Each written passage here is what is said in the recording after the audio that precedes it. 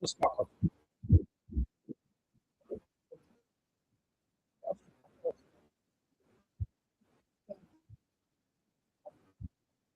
Fuck off. I just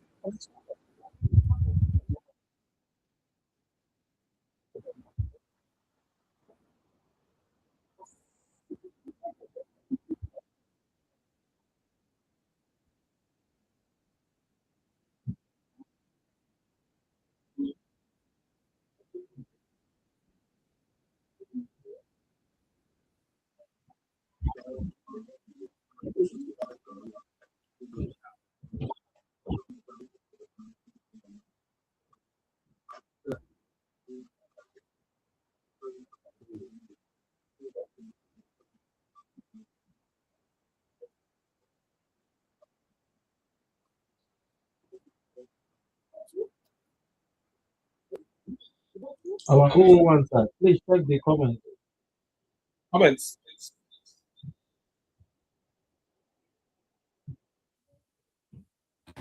Okay, yep, that's it.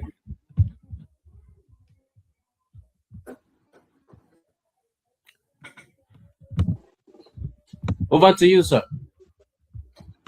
Yep. Good morning, good morning, good morning, good afternoon, good evening, wherever you are. It is I, Michael Winga on the usual Saturday morning platform. As you can see today, you're seeing my face, even though I'd rather you didn't because I'm not looking too handsome. But it is what it is. Your anthem. Your anthem. But yeah, today we are here. I have my good friend and brother, my co-D, my mentor, Ambassador Dr. Adekunle Aziz Badmus, along with my other brother, Master Genie, that is Kadio Oyedotun, Clustering Olayinka, and my good friend Collaborative. We are here, and on the TikToks, we have His Royal Majesty Fagbade the First, my brother, my boss, along with some of the others who are still on the way. Master Genie's here on TikTok as well. And I'm pretty sure that the global president will also be on TikTok. And so, yes, today is another one of those days. Good morning. I think Grace the Grace is about to enter. Yes, good morning, everybody. Today is another fantastic day. As you can see, we've changed the time from 9:30 in the morning because I know a lot of you go clubbing on a Friday night. And Saturday morning, the last thing you want to do is get rushed out of your sleep to come and attend a talk on security. But it has to be done. It has to be done. And so here we are today, this glorious Saturday. I think today is the 5th of June. Hello, Grace to Grace. I see you just entered. You're welcome. Today is Saturday, the 5th of June. And today we want to talk about awareness. I said it earlier on, but a lot of you missed it. Today's message: the strongest security system is the one that prevents threats before they emerge. The strongest security system is the one that prevents threats before they emerge.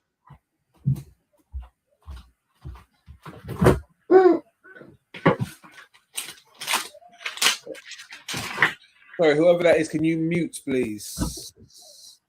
Master Genie? Master Genie, can you mute, please?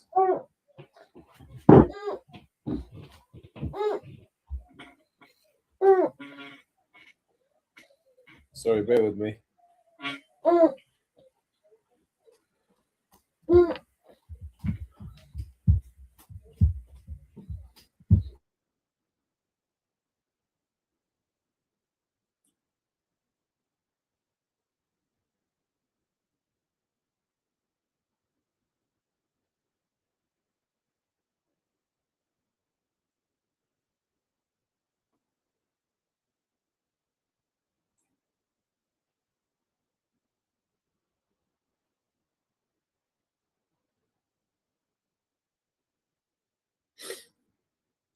Yeah, sorry about that. Just dealing with some security stuffs.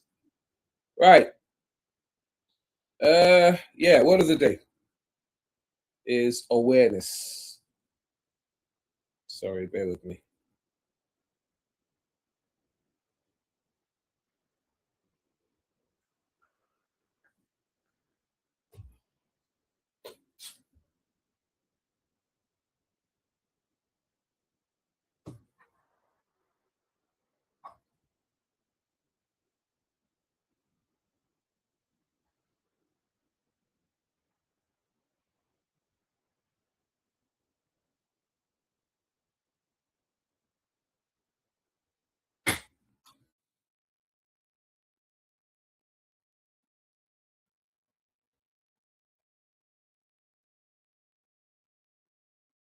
Sorry, guys. My notes have kind of disappeared slightly, but I will find them.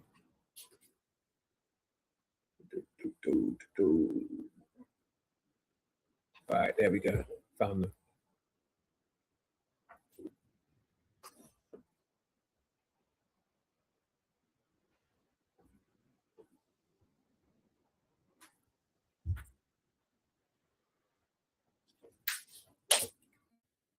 Right, where were we?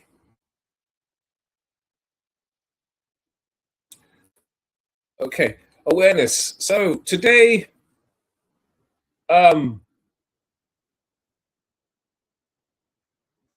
I said earlier on, today's word is awareness, not fear, not paranoia, not suspicion, awareness. The ability to understand what is happening around you before everyone else notices it. That is also the ability to identify threats before they become crises. Do we understand what that means?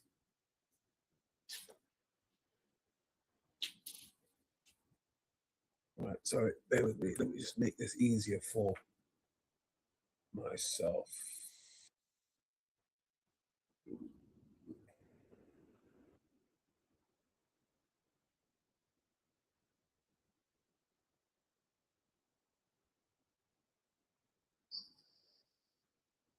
Can we all hear me? Yes, sir. Okay. Excellent. Loud and clear. We can hear you. Excellent. So, as I was saying,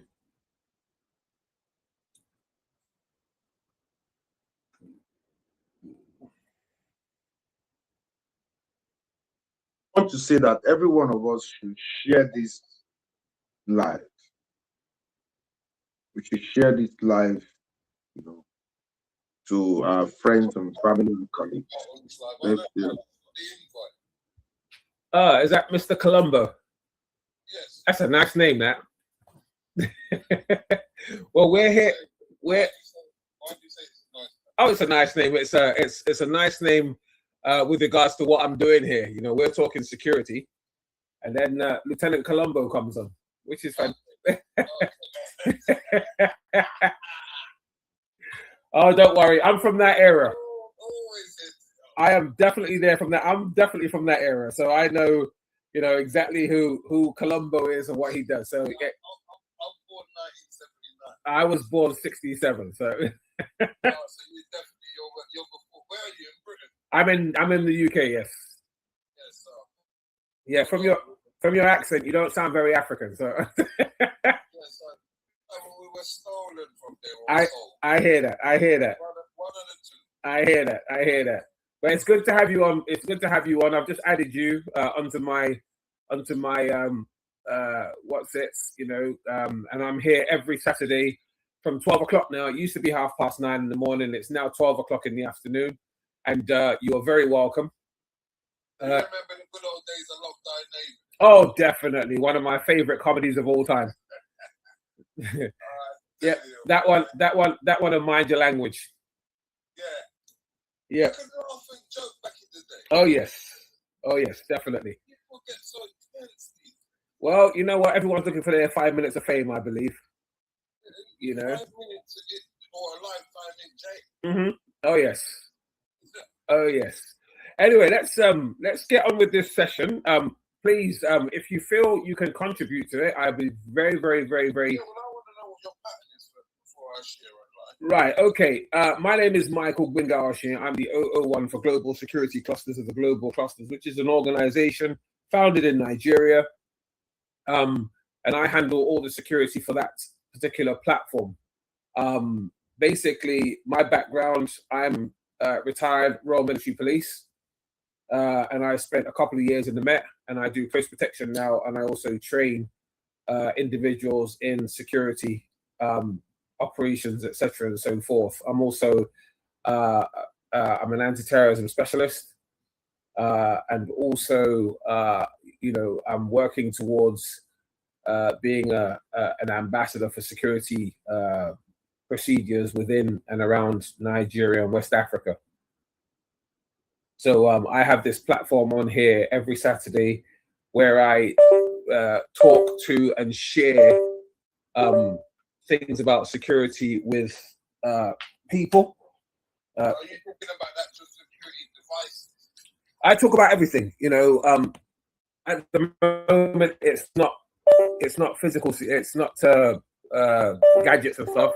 At the moment, it's mainly security operations, security awareness, wherever people are. What would be the best course of precaution to take from becoming of this threat of terrorism?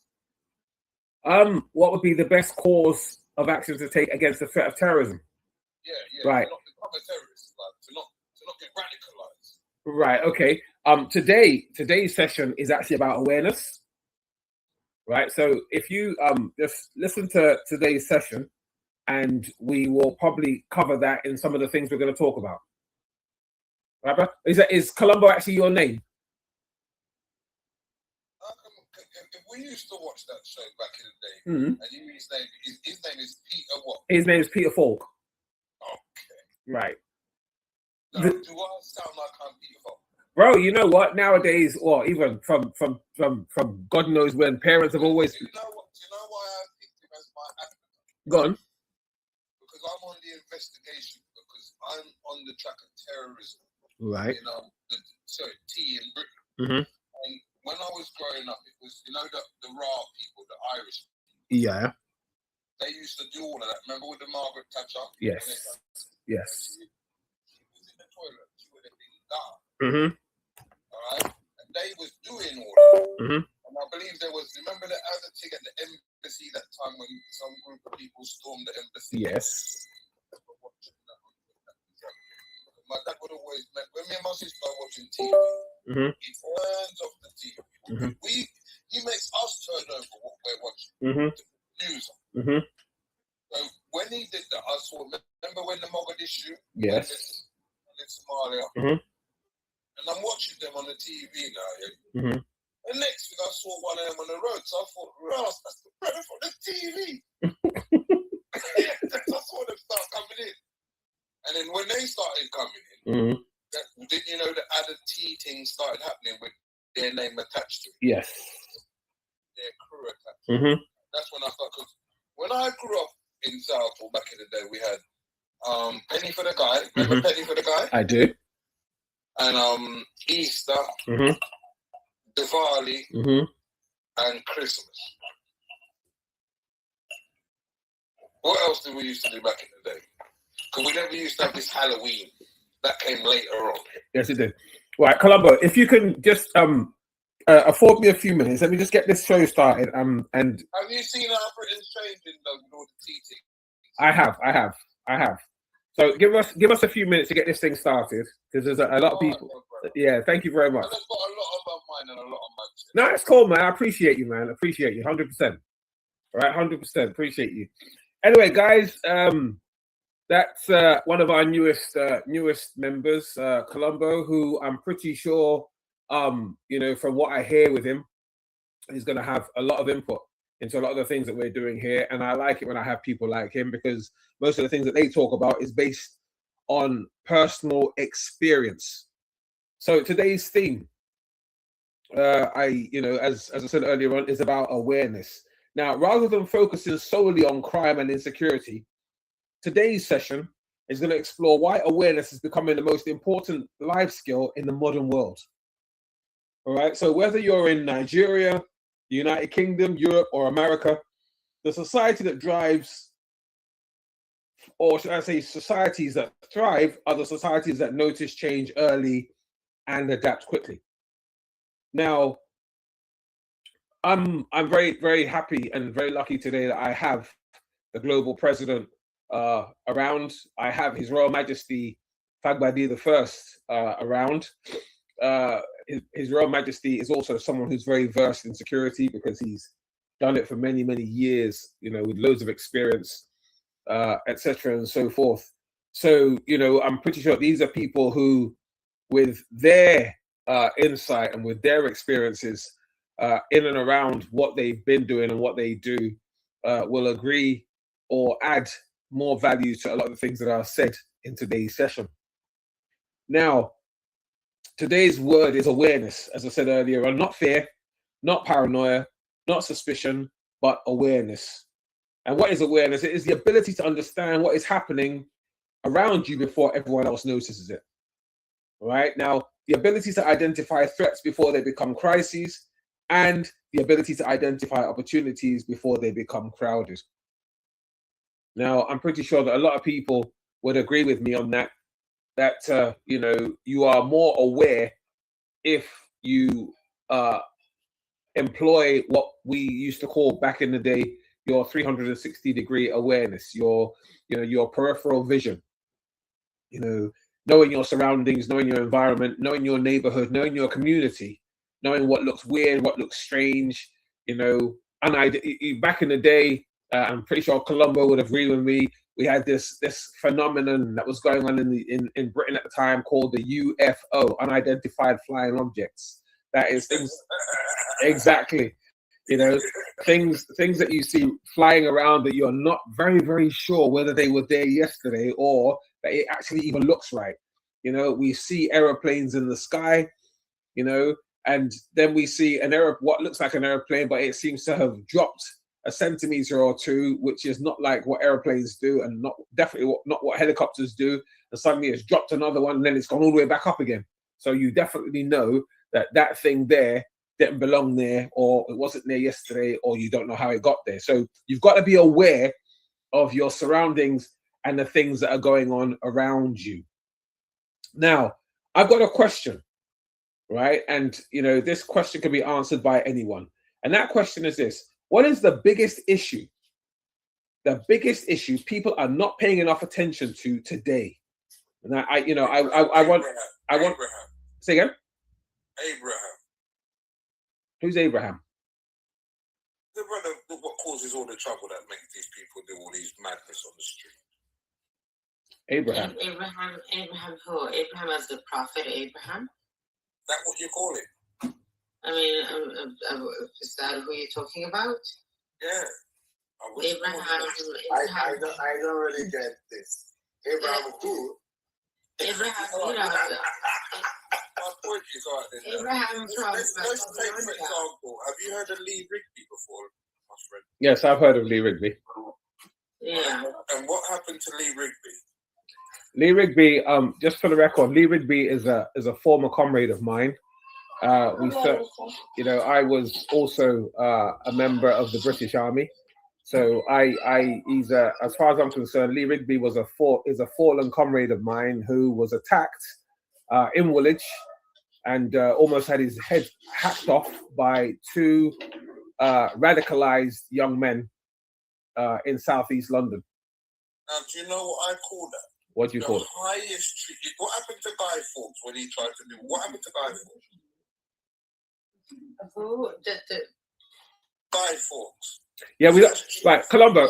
Can I ask you a favor? See, I understand that a lot of these theories that you're sharing with us, they are theories that have been going on for quite a while.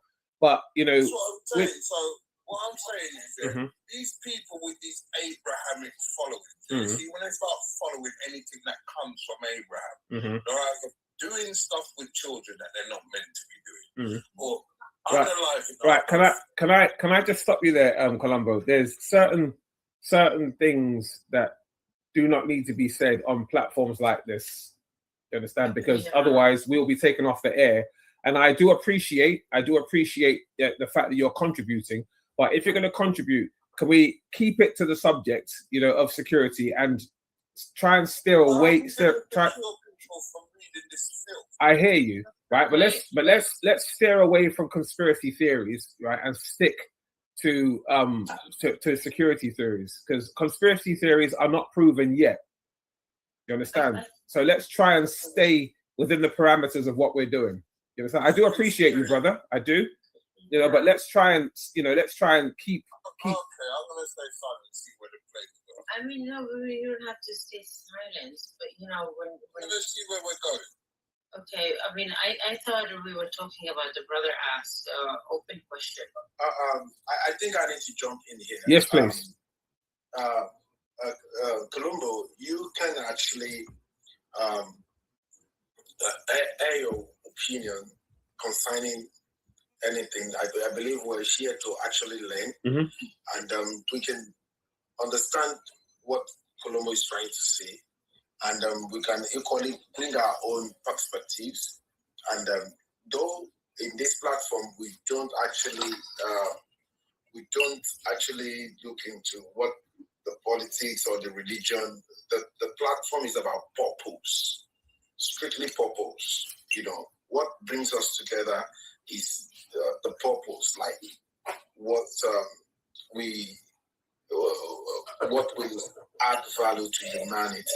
You understand? Humanity, purpose, empowerment, how we can all come together to build our community, secure our community, and all of that. That is what brings us together. We are called global clusters. We are called clusterians and Sparkies. And we create this awareness just to ensure that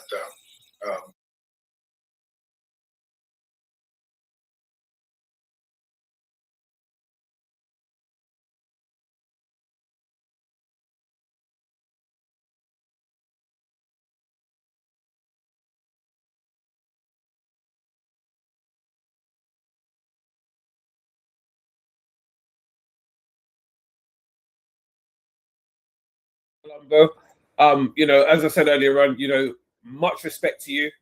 I appreciate the fact that you're here, and I do appreciate the fact that you're probably a man, like myself, who has seen things, heard things, done things, had things done to, rightly or wrongly, and there are platforms like this one where you can come along, and get advice and give advice, and share experiences. And that is what we're here for. And like I said, I do appreciate you. And the point that you made, although it's valid, it's just not for this platform.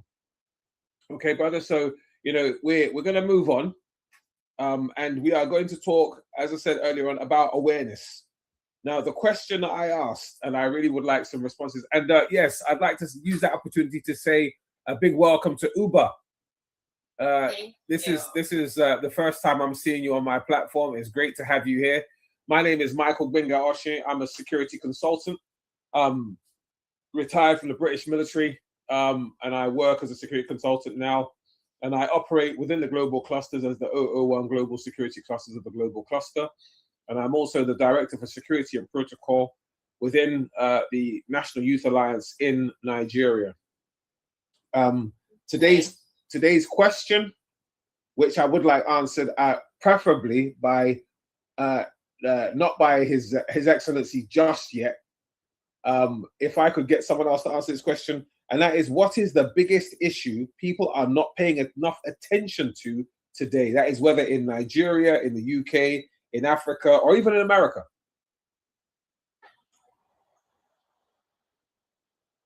Should I go first? Yes, please. Okay. So, that's my opinion. In case people do not come for me.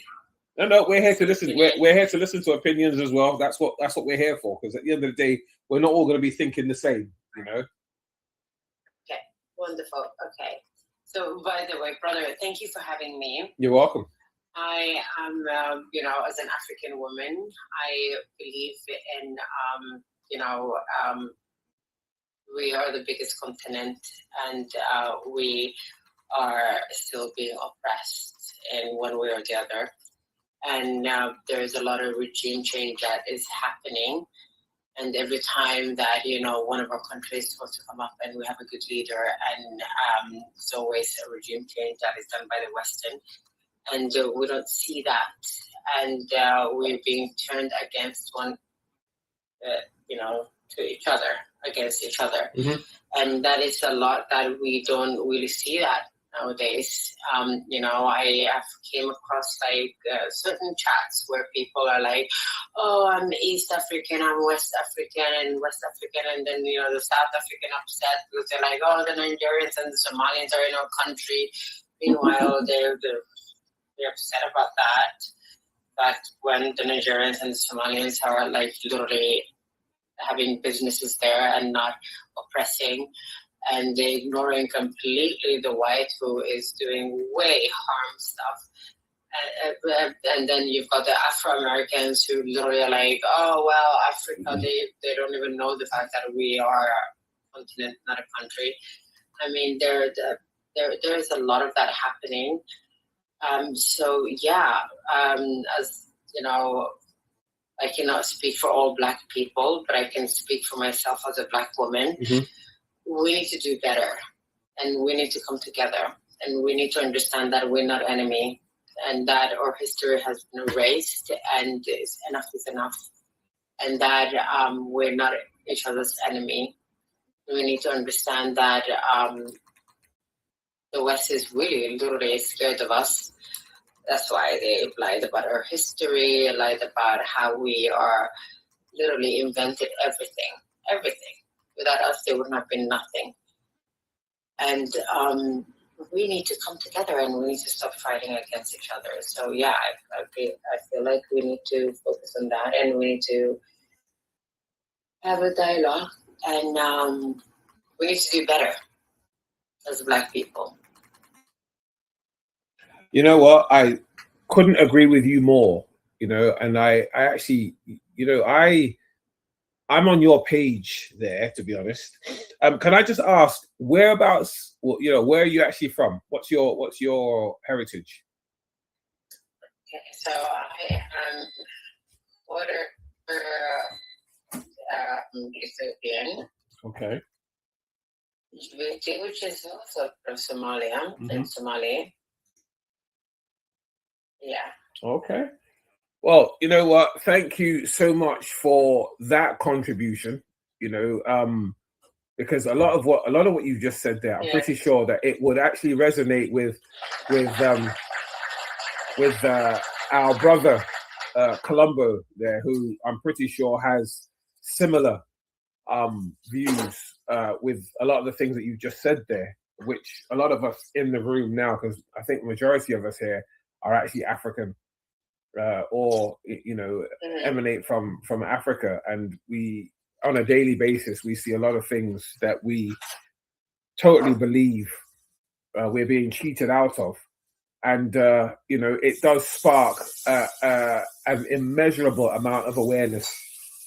But like you said, one of the problems that we are facing as Black people and as Africans as a whole is the fact that we still have to learn how to use and implement the word unity, and recognizing that united people stand, but divided they fall. I'm going to keep that question live.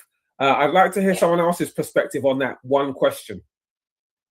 Anybody else want to take it? What was the question again? The question was, good afternoon, Your Majesty. How are you, sir? Welcome. Excellent. The question was, what is the biggest issue people are not paying enough attention to today? Okay, just a quick one. The question has been asked. There's a word that is being said when you get into the underground. Now you see it, you say it, sort it. A lot of people see things, but they're ignorant. They don't say it. people say things they feel it's got nothing to do with me, so I don't have no problem to deal with it. So they just walk away. So once you see something and you don't say it, it grows up and it might actually affect the community. So we need to learn how to see something and say it to prevent something happening. In the security industry, there's something that they call deter. If you don't deter something, something happens and you'll not be able to prevent it again. So when you see something, you should be able to try and deter a situation escalating. And that is the way security in the community will work. And at the same time, we should be a brother's keeper. That's right. Like I said earlier, like someone from she says that we should stop fighting or stop killing each other and everything. Once we see ourselves as an African, and don't be brainwashed by whatever someone says to you. Just say to yourself, he's my brother, he's my sister. I need to be a very supportive person to my brother and sister. When you see someone in problem, try and help him face the problem. Don't say because we are not from the same family or we're not from the same country, you just walk away like it doesn't bother you because it's not happening to you. You should try as much as possible to help our brothers and sisters. And the third thing that I might say is we should be very observant about our environment. A lot of people are not observant. They walk around, they don't care about the environment. We should always be observant about our society to know how things are. If you see something and you think that thing is not right, try to raise the alarm to let people know something there is wrong and things should be done. There's a lot of numbers that you can call. There's a lot of people that you can speak to and they can help you out. And I think if we start doing all those things, it will help a little bit in our security environment. Thank you. Thank you so much, Your Majesty. For those of you that heard me earlier on when I welcomed him in when he first arrived, I said to you, he's also someone who is very, very vast in the security industry, especially in the UK, but he's also ex-armed forces as well. So he has, just like myself, an immeasurable amount of knowledge and experience in the world of security and personal and public awareness. So once again, Your Majesty, thank you so much. That is very, very appreciated. Is there anyone else that wants to tackle that question? Yes, please. Go on, Master Genie. Thank you very much, sir. Our 001 Global Security Cluster of the Global Clusters. Thank you so much for all you do. I greet our Global President and everybody on the call.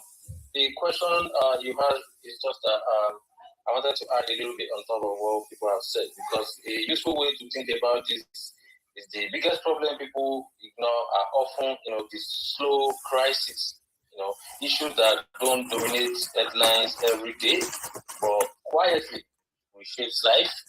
And those are the things that, people don't really pay attention to, which is causing a lot of problems, these small crises. And that's what I want us to add to what people have said. Thank you. Thank you so much. Now, before I move away from this question, I'd like to hear from the global president.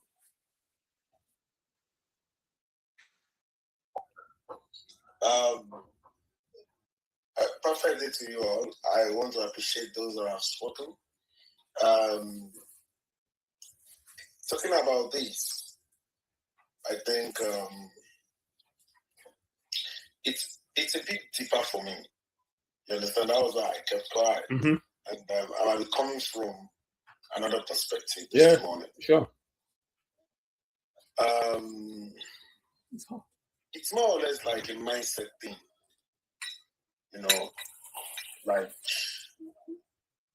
most of these things happening, it's more or less like a mindset thing for me, that it's okay. If you're talking about awareness, what kind of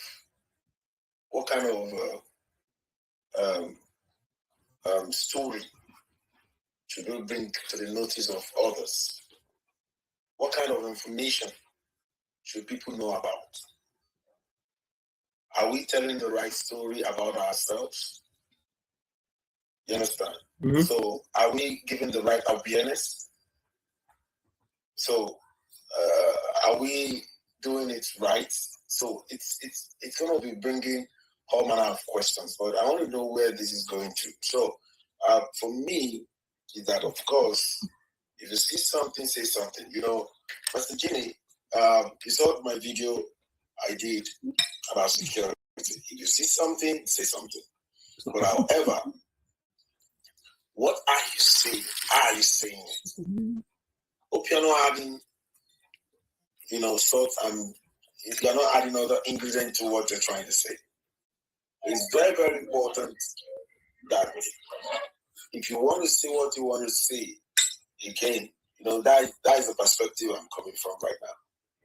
Because a lot of people parade themselves as someone that is actually, they have the heart of the nation. They want to do this, they want to do that. But by the time you analyze what they're doing, you just discover that the way they are doing it and what they have done is actually bringing down the nation the more. It's bringing down the continent the more. Continent of Africa is one of the richest continents on earth. Mm-hmm. By all its resources, it should not be playing at the level at which it's playing. But the issue here is, I think we need a re-engineering of our mind. We need a re-engineering of the way we relate to things and issues and, concepts, ideas, and the way we relate to everything, even that we are blessed with around us. Let me stop here for now.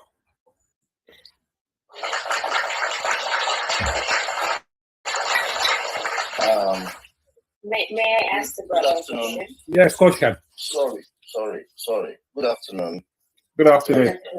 I've tried to listen to what I can take in as where exactly am I meant to could I contribute to the conversation.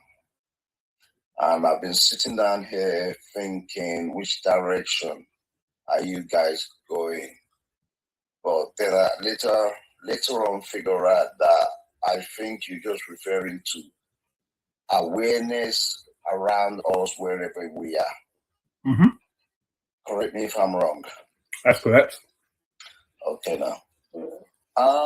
For me, I live in United Kingdom, UK. Now, I'm not saying that there's no issue with security, but the system in United Kingdom is set up that if there is a problem, a major problem that can affect the people, they can quickly bring it to a squash. Then I have another side of me, which is Nigeria. And for me in Nigeria, when I look at Nigeria security, I'm not sure whether they know what they're doing there. Now, we talk about awareness here. Now, if there was to be awareness, they have nothing set up in place over there that the people can even report to the right authority. And how do we know if the right authority will even actually do anything about it? So I find myself kind of stuck when I do want to talk about Nigeria, because I realize that there isn't much. We just talk about it, but there's nothing can be done about it. So I find myself. Right. If I can in a situation where I'm not even sure. Mm-hmm. If I can just jump in there before I bring Uber back. Now, Okay. I saw a comment on here from Lola Aluko, and I'm really, really glad that she left that comment. And the comment was, "What are you saying? Which one is true and which one is fake?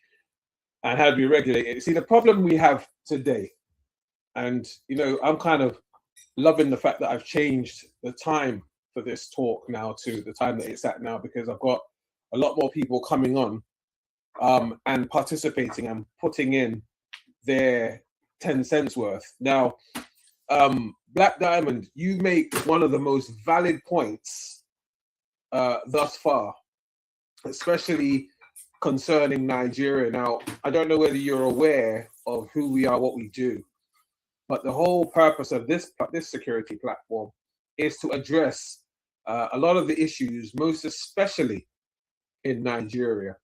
And believe me, it's not all talk, because there are steps in place to try and get things up to scratch. A lot of people in Nigeria are not happy with anything to do with security in Nigeria, and with obvious reasons and for obvious reasons. But as I've said in the past, unfortunately, a lot of you haven't been on this platform before. I am a serious advocate for change where security is concerned, because security is what I do. That's what I spent the last 30 odd, almost 40 years doing. And as a Nigerian, albeit born abroad, my interests in security are not unfounded. Now, there are a lot of measures put in place in the UK. Yes, you are 1,000,000% correct, but they're not things put in place that people haven't found ways around. Everyday security evolves, everyday security changes, and as such, we need to change with it. And that is also going to be the case, and in some parts and in some places is the case in and with Nigeria. Nigeria, security-wise, is changing, but the problem is this, and it is a problem. And I've said it before. The problem with Nigeria is you, right? And I'll quantify that. You guys, or all of us, you know, we want change where security is concerned, but we are also the same people who will try and flout the rules because we've got a bit of money, or we've got a bit of influence, or we know somebody. Right, so it's either one thing or it's the other. You know, you can't have both. You either want the change or you don't. Now, in order for those changes to be implemented, we have to play the rules. You know, we have to play by the rules.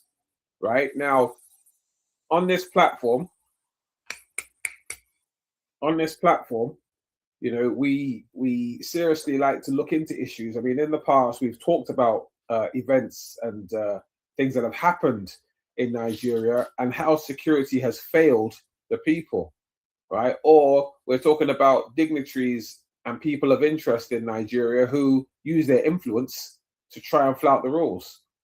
Now, these things can change, but it has to start with you. And, you know, that is basically me kind of buttressing what you said, but at the same time, you know, answering a little bit of what Auntie Lola Aluko said, right? In the case of what is real and what is fake. What is real is the fact that change is trying to be implemented. What is fake is people who claim they want change, but they're the same people that try and find ways around it. I'm hoping that's answered that question. Right, so I'm gonna. I think we should allow her to speak. You know. Yeah, I was actually hoping that she would. She's been texting, and I'm very grateful for the text messages. Auntie Lolaluko, if you're there, please, I'd like you to unmute, and please give me your perspective, your point of view. It would be nice to hear from you. All right. Lolaluko, are you there? Yeah. Hello, everyone. Hi, how you doing? I'm fine, thank you. Good. You know, you made a very valid point, and I really would like I'd like you to really quantify that point so that we can all understand and probably learn from it. Okay, thank you so much. Actually, I appreciate this platform. I'm joining for the first time. I've seen you guys a couple of times, and it's been wonderful. And it's a good thing because we need the awareness. People need to understand what is going on in our country, and we are the people to get the right things done, like you have rightly said. But as regards insecurity in Nigeria, for me, Nigeria is actually one of the most peaceful countries around the world. I grew up in Nigeria, born and bred in Nigeria. I've done everything in my life in Nigeria. Have I traveled before? Of course, I've traveled to multiple countries actually, and I've seen how you could get stabbed on the road, you could get killed on the road, anything could happen on the road as well. Although there are systems in place to do investigation, to get to the root of the matter and see what happened, and then we have good judiciary system abroad because the judiciary is actually on their own, independent. Now the problem of Nigeria is internal, not external problem. It is problem within. Like you said, we are the ones setting the rules and we are the ones flouting the rules. Right. So the problem is the internal issue that we have. And then the three arms of government in Nigeria are not really functional in a way. I will explain myself. The judiciary system of government in Nigeria is not independent. I've been saying it so many times. Way back, I've been saying it. Until that is happening, until we have a judiciary system that can have a mind of their own without being elected into power by the executive arm of the government. Do you understand? Mm-hmm. Then we are going to start getting justice for wrongdoings. Do you understand? Mm-hmm. So the moment the judiciary system in Nigeria is not independent, there is nothing we are saying today that we are going to get result of. Because imagine I'm selecting you, I'm nominating you to be the head of a particular important arm of government. There is nothing I'm going to do as the president that you will chastise me. You won't do that. You won't dare it. Because the moment you try that, I'm getting you out of office. Mm-hmm. So that has been our internal problem. And the kidnapping and everything that we are seeing today in Nigeria is internal, like I've said before. And until we can regulate that, we will say the wrong things and we will actually fake the results so that people can think that, oh yeah, we are working. But we are not working. The moment Nigerians are out of the airport, they are functioning and they are acting right. But let me tell you, the moment they get out of Muritala Airport, they are back to their old ways. So the problem is internal. So until we see that we have problems and we are ready for the change, whatever we are doing now, we are just playing. We are not ready. Because we are big, we are actually giants of Africa. I'm telling you. We are the best of the best. We have the best of the best you can ever talk about.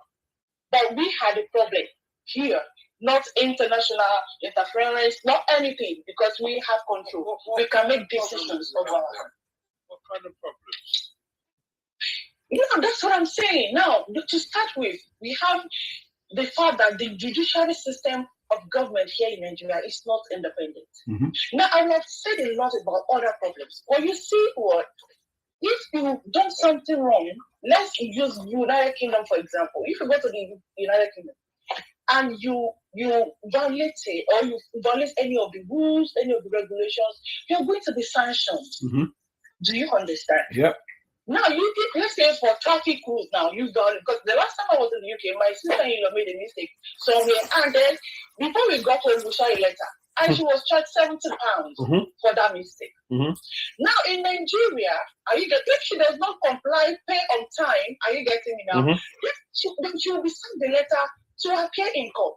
And the right decision will be made by an independent judiciary system. This is the mind of their own. It's being influenced by the government and system. Do you understand? Of course. In Nigeria, it doesn't work like that. So if people make mistakes, they violate rules, they flaws, or a lot of things that they do. Now you can get to court, and then you get to know the president, or you know the president's daughter, or you know the chief of army staff, and then you call somebody that calls somebody that calls somebody, and the wrongdoer will walk out free in our system. So that's what I'm saying. The problem is internal. It is not an external problem. So until we get to make sure that the aim of government that is meant to sanction wrongdoings It's independent of the other arms of government. We cannot get anything right in this country. That's what insecurity. What would be your solution? Go on, Uba. Well, I mean, I heard everybody here. I think everybody, most of the people in the panel are from Nigeria. Yeah, a big majority of them, yeah. To my understanding. Is there a big unalignment of Christians in Nigeria? They're allegedly so, yes. Yeah, I would say so. I'm a Christian myself, and I would say in some part of Nigeria, yeah, you can say that, but it's actually not tied to Christians only. Do you understand? People get kidnapped not because they're Christians, and because there's some unruly coordinator people are walking free, and then there is no right system in place to track them and prosecute them. Right. Where are you from? From the United Kingdom. No, where are you from? Where are you from originally? Where are your parents from? My parents are from Jamaica. Right. Okay. Right. Okay. So, your question was, are Christian Nigerians being kidnapped?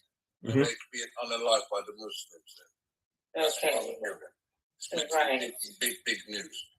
It's big news over here. Tommy Robinson was on stage with a black guy the other day from Nigeria talk. Okay. That is the fake news we're talking about. Exactly. First of all, you lost me at Tommy whatever. Yeah, you and me both. Right. Sorry. If I can just jump in there, people. I don't want to talk about Tommy Robinson on this platform. He's not conducive for this. And you know, all the propaganda and all the clickbaits that he's trying to gain by pulling black people up on a stage, it doesn't. It doesn't wash with me. So yeah, that's Uba, make your point, please. So no, I mean, I heard the sister and I heard everybody else here. First of all, Nigeria is a very young African country. It is less than 60 years old. Okay, you cannot compare Nigeria to England. And if we're gonna compare, I mean, England is the biggest crook. It's the biggest. I mean, I don't even think I can say the words because I don't want you, brother, life to be, flagged. When the sister was saying, it's about, nepotism. If you know the word nepotism, it means like, your family, you're related. So, I mean, England does the best of that. Literally, it's all about nepotism. And they go way back. And they are like the biggest criminals in the world. And the problem of the world started with the United Kingdom. So please don't you ever compare yourself with this country. I think you didn't get that. Right. If I can just jump in there, right there. Let me clarify. No. I understand what you were saying, sister. I completely understand what you were saying. But what I'm telling you, and I've heard of other Nigerians people in the panel had a lot of things to say about the problems. Can we talk about the solutions? What should be the solution? Let's talk about the solutions. I love that. Let's talk about the solution. Yes. And also, I have a question before I finish. Yeah, sure. How about the the group that Nigeria is a part of, the Commonwealth? How about? I mean, I'm just gonna put it out there. How about first of all, drop the Commonwealth? But they're not contributing nothing to your country except taking from your country. Let's start with that one. Okay. And same thing to you, to the guy from Jamaica. Take notes. Drop the Commonwealth. And let's talk about what we can do better, and let's not compare ourselves with the worst country in the world. don't sit here and say, oh, they have a system. They don't know. They're the world problems. Honey, trust me, they're the biggest crook of the world. So don't you ever compare it to anyone. The women stay liberated. They can work and they don't get FGM and all that. Excuse you. What? The women are holy. They're liberated. They can be more free than the people in Somalia and that. Look what happened to the Somalian women. Oh, really? I'm Somali, and you think I don't have a freedom? I'm not really freedom. A lot of you don't lie now. Be honest. No, I'm not lying. Right, right, guys. Can I just jump in? I just Sure. want to say a few things to what Mrs. Lola Lucas said. She said about the system in Nigeria. I must be honest with you, in the UK, it's kind of worse than Nigeria. It is kind of. If you know someone in the UK, if you know someone in the UK, you will be walking free in the next hour. You know, I've seen someone being arrested and they paid his way out. You know, I've listened to Nigerian women. How you treat the women in Nigeria? They got the girls test. They've got to take the shoes off, take their socks off, and some different behaviour the men keep up out there to the women. No. Have you ever been to Africa? Have you ever been to Nigeria, sir? Well, I listen to the girls when they chat on this. You listen to the girls. Okay, you know what? This is the problem. Travel more. Don't judge. You don't know nothing about Nigeria. You don't know nothing about Africa. You don't know nothing about Can I say something? I need to run now. I want to quickly say something Sure. before I get to go. This is actually very educative, and I actually like it. Now, when I was talking the other time, I didn't mean the literal comparison about United Kingdom and Nigeria. I was only using the United Kingdom as an example of a developed and Western world. Are you getting what I'm trying to say? Mhm. Yeah, everywhere is corrupt around the world. We talk about the United States, talk about every system of government. Yeah, there's an element of corruption somewhere. But what I'm trying to say is that at least it is not that you need to live in Nigeria to understand what I'm talking about. Are you getting that? In Nigeria here, I'm not trying to portray my country in a very bad light, but I'm trying to say that the solution is the judiciary system of government in Nigeria be independent of other arms of government, and then we'll be talking better. We'll be talking better, way better. At least to the extent when we talk about the Western world, people cannot be bold or publicly. Like there's this guy we have, Gumi or whoever, who said on the national television that the terrorists and the people can actually live together. Do you understand? And there's no arrest on him, there's no action being taken on him and all that. And the next video I saw online was the chief of army staff trying to have a cordial relationship on national video or national television with this particular guy. Somebody that made a statement, like a very terrible statement about terrorism and what is going on in Nigeria. But in a situation whereby we have an independent judicial arm of government, like the court, like the judiciary can be on their own. I know that it cannot actually be clean, but at least to some extent, not this porous thing that we have seen here. Are you getting that? So comparison that I made all the time, it's not the literal comparison that I was just trying to use the United Kingdom as an example of a developed country. Oh, thank you. No, that's that. Okay? No, thank you very much. Yes, Can I say something? Like I was saying earlier on, the system they're playing in Nigeria today was given to them by the Western world. Mm-hmm. So they didn't create it by themselves. It was given to them. That's right. How they should operate.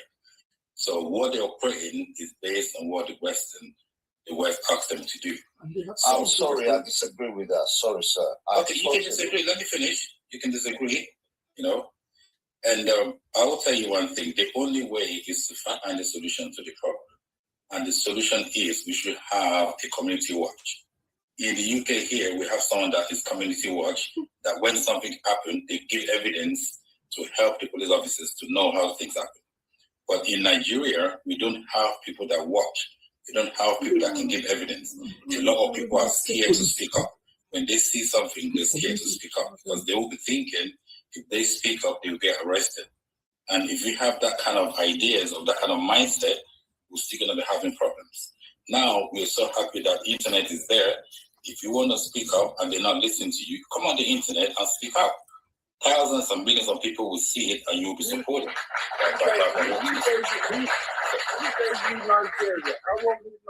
Sorry, I want to ask a question to Mr. HRM, please. Yes. No, Mr. His Royal Majesty. Okay, His Royal Majesty, I'm sorry. Who gave you Nigeria? Sorry? Who gave you Nigeria? How old is Nigeria? The Western world gave you Nigeria. I'm sorry, sir. You cannot ask that question. That's what he just said just now. Yeah, but you know what? You're really annoying me. No, I'm asking a question. Let's keep it civil, guys. Let's keep it civil. Let's keep it civil. Black Diamond. Yeah, ask your question, Black Diamond. Okay. The question I want to ask the gentleman is, he keeps saying that the Western gave us what we are today, so we can't blame ourselves. Now, I ask myself this question. We keep using, to me, that's an excuse. I'm sorry to say. Go on. Because if you're a head of an institution, and that institution is going wrong, you look into that institution and you say to yourself, how can I make it a better place? Do you understand me? Yeah. So there's things that you would change that will make that place a better place. So if we're saying that the Western has given it to us, now we are the one running the country. The Western is not running the country. So we can change our law. Jesus, the God of the country. Sorry? Jesus, the God of the country. I beg your pardon? You pray to Jesus. Is Jesus your God? White Jesus. No, hold on a second. Sorry. You don't know me, so you can't say that.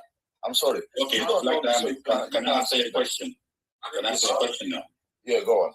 Okay, let me answer your question. If you go back into the history of Nigeria, you will never know the solution to the problem if you don't know the history of the country. I don't need to know the history no more because now the country has gone to a stage where. Sorry, the country has gone to a stage where I myself. Sorry, one second. Can you calm down? He has gone to a stage where I myself, I am scared of that country. Listen, are you gonna listen or are you just gonna keep arguing? You have an option. If you want to argue, I will shut up. If you want to listen, I'm not arguing. I'm just clarifying. We're trying to learn.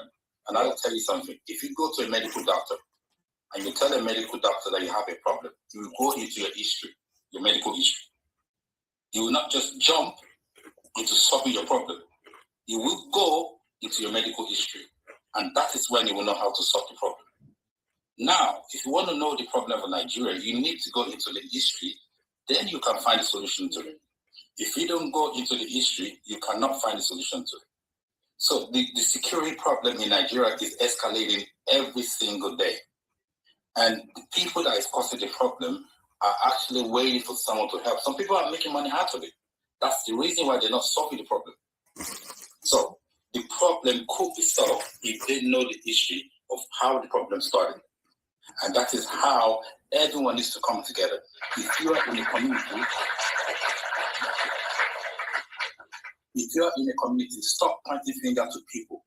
Be part of the problem solver.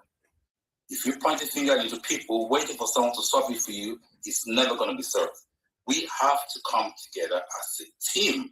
We have to work together to make sure we find solutions to the problem and stop pointing finger at people. Yeah. So I am sorry again. We're gonna argue to disagree before we agree. You just told me that stop pointing finger at people. Well, you just done exactly that. That's one. Yeah, but you also sorry. That's one. The second thing I want to say is that Miss Aloku has hit the nail. Our judiciary is the only things that we need to put in place. Our judiciary works. The laws are there. One of the things, not the only thing. Right, if I can just jump in for a second, both Black Diamond, Mother, Sister Aluko, and His Royal Majesty. Now, this is it from my perspective, right? I'm taking on board all 3 points, but capitalizing mainly on this judiciary point. Now, one of the things you've got to understand, Black Diamond, is this.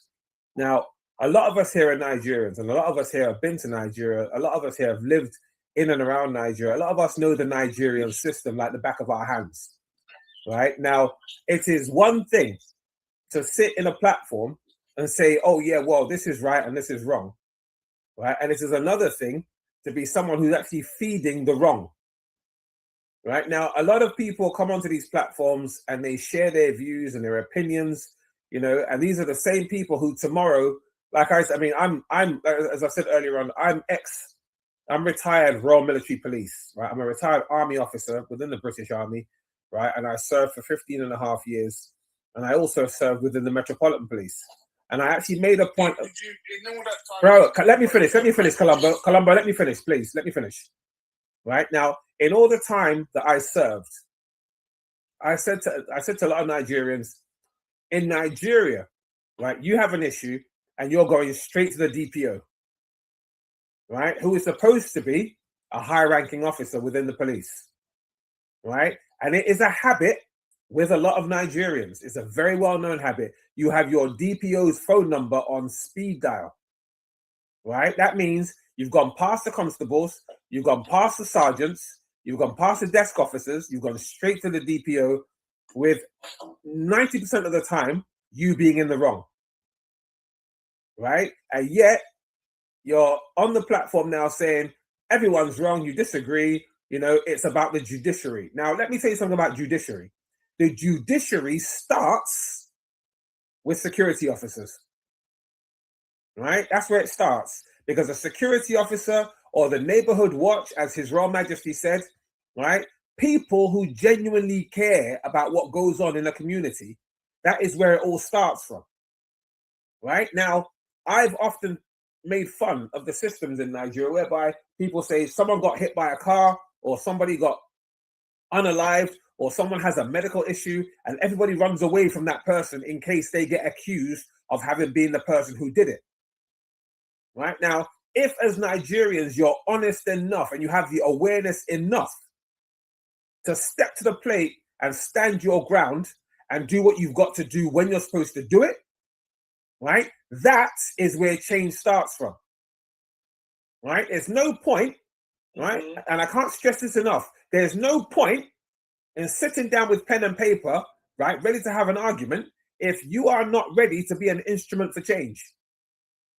Right now, I've said to people many a time, if I was in Nigeria and someone got hit by a car or someone got hurt badly, I ain't running from no one, because why? I'm not guilty, right? And there isn't a police officer in the whole of Nigeria that's going to hold me down and say, by the time I finish torturing you, you'll tell the truth, right? It's not going to happen, right? If you are not articulate enough to stand your ground, right? Not online, not on social media, in Nigeria, which is where I will be very, very soon, right? Doing exactly what I'm doing here online, right? There's no point, right? And coming up here, your arguments are flawed. They're not flawless, right? Unless, of course, you are ready as a citizen of the Federal Republic of Nigeria to be an advocate for change, right? Yes, it does concern the judiciary, but it starts with you. And who are you? You are the community. You are the neighborhood watch. You are the security. You then pass it on to security officers, who then pass it on to the police, who should be doing their jobs, right? And not drinking tea, right? Or smoking weed by the roadside, right? And picking on people who have got money and then slapping them to take their money from them. All right? I'm sorry if I'm getting a bit animated, but I get sick and tired of people that come online and start making baseless arguments, right? We know what Nigeria is about, right? I'm not here speaking in an English accent, trying to pretend that I know I can come to Nigeria and solve Nigeria's problems when I've got two very good eyes and two very good ears, right? It starts and stops with you. And that's how I started this program today. It starts and stops with you. The judiciary is there, but you know what? Just like they do here in the United Kingdom, we can prove you wrong, right? Judiciary or no judiciary, you go, you have your day in court, and you get to speak your piece, right? If in Nigeria, people like you, Black Diamond, are prepared to run after Babao Babake, right, and give them money and take money from them in order for you to chat rubbish, that's up to you. Right? But so, excuse me, yeah. are you saying that I'm trying rubbish? I didn't say you're chatting rubbish. I said people like Nigerians, you know, who come on social media, right, and start saying things like, you know, it's the judiciary and we don't know what we're talking about. Bro, listen, I am a 60-year-old man who's been there, seen it, and done it. Right? I've traveled quite a bit and I've done law enforcement in quite a few countries. You understand? And I know for a fact, right, especially we Nigerians, wherever we go in the world, people know us, and not always for the good things, right? We are good at reading law. A lot of students here in the UK are law students, right? But they're not very good at upholding that law. They're good at flouting it. They're good at finding loopholes. I'm actually a law student. There you go. I think so. You understand, right? We're very good.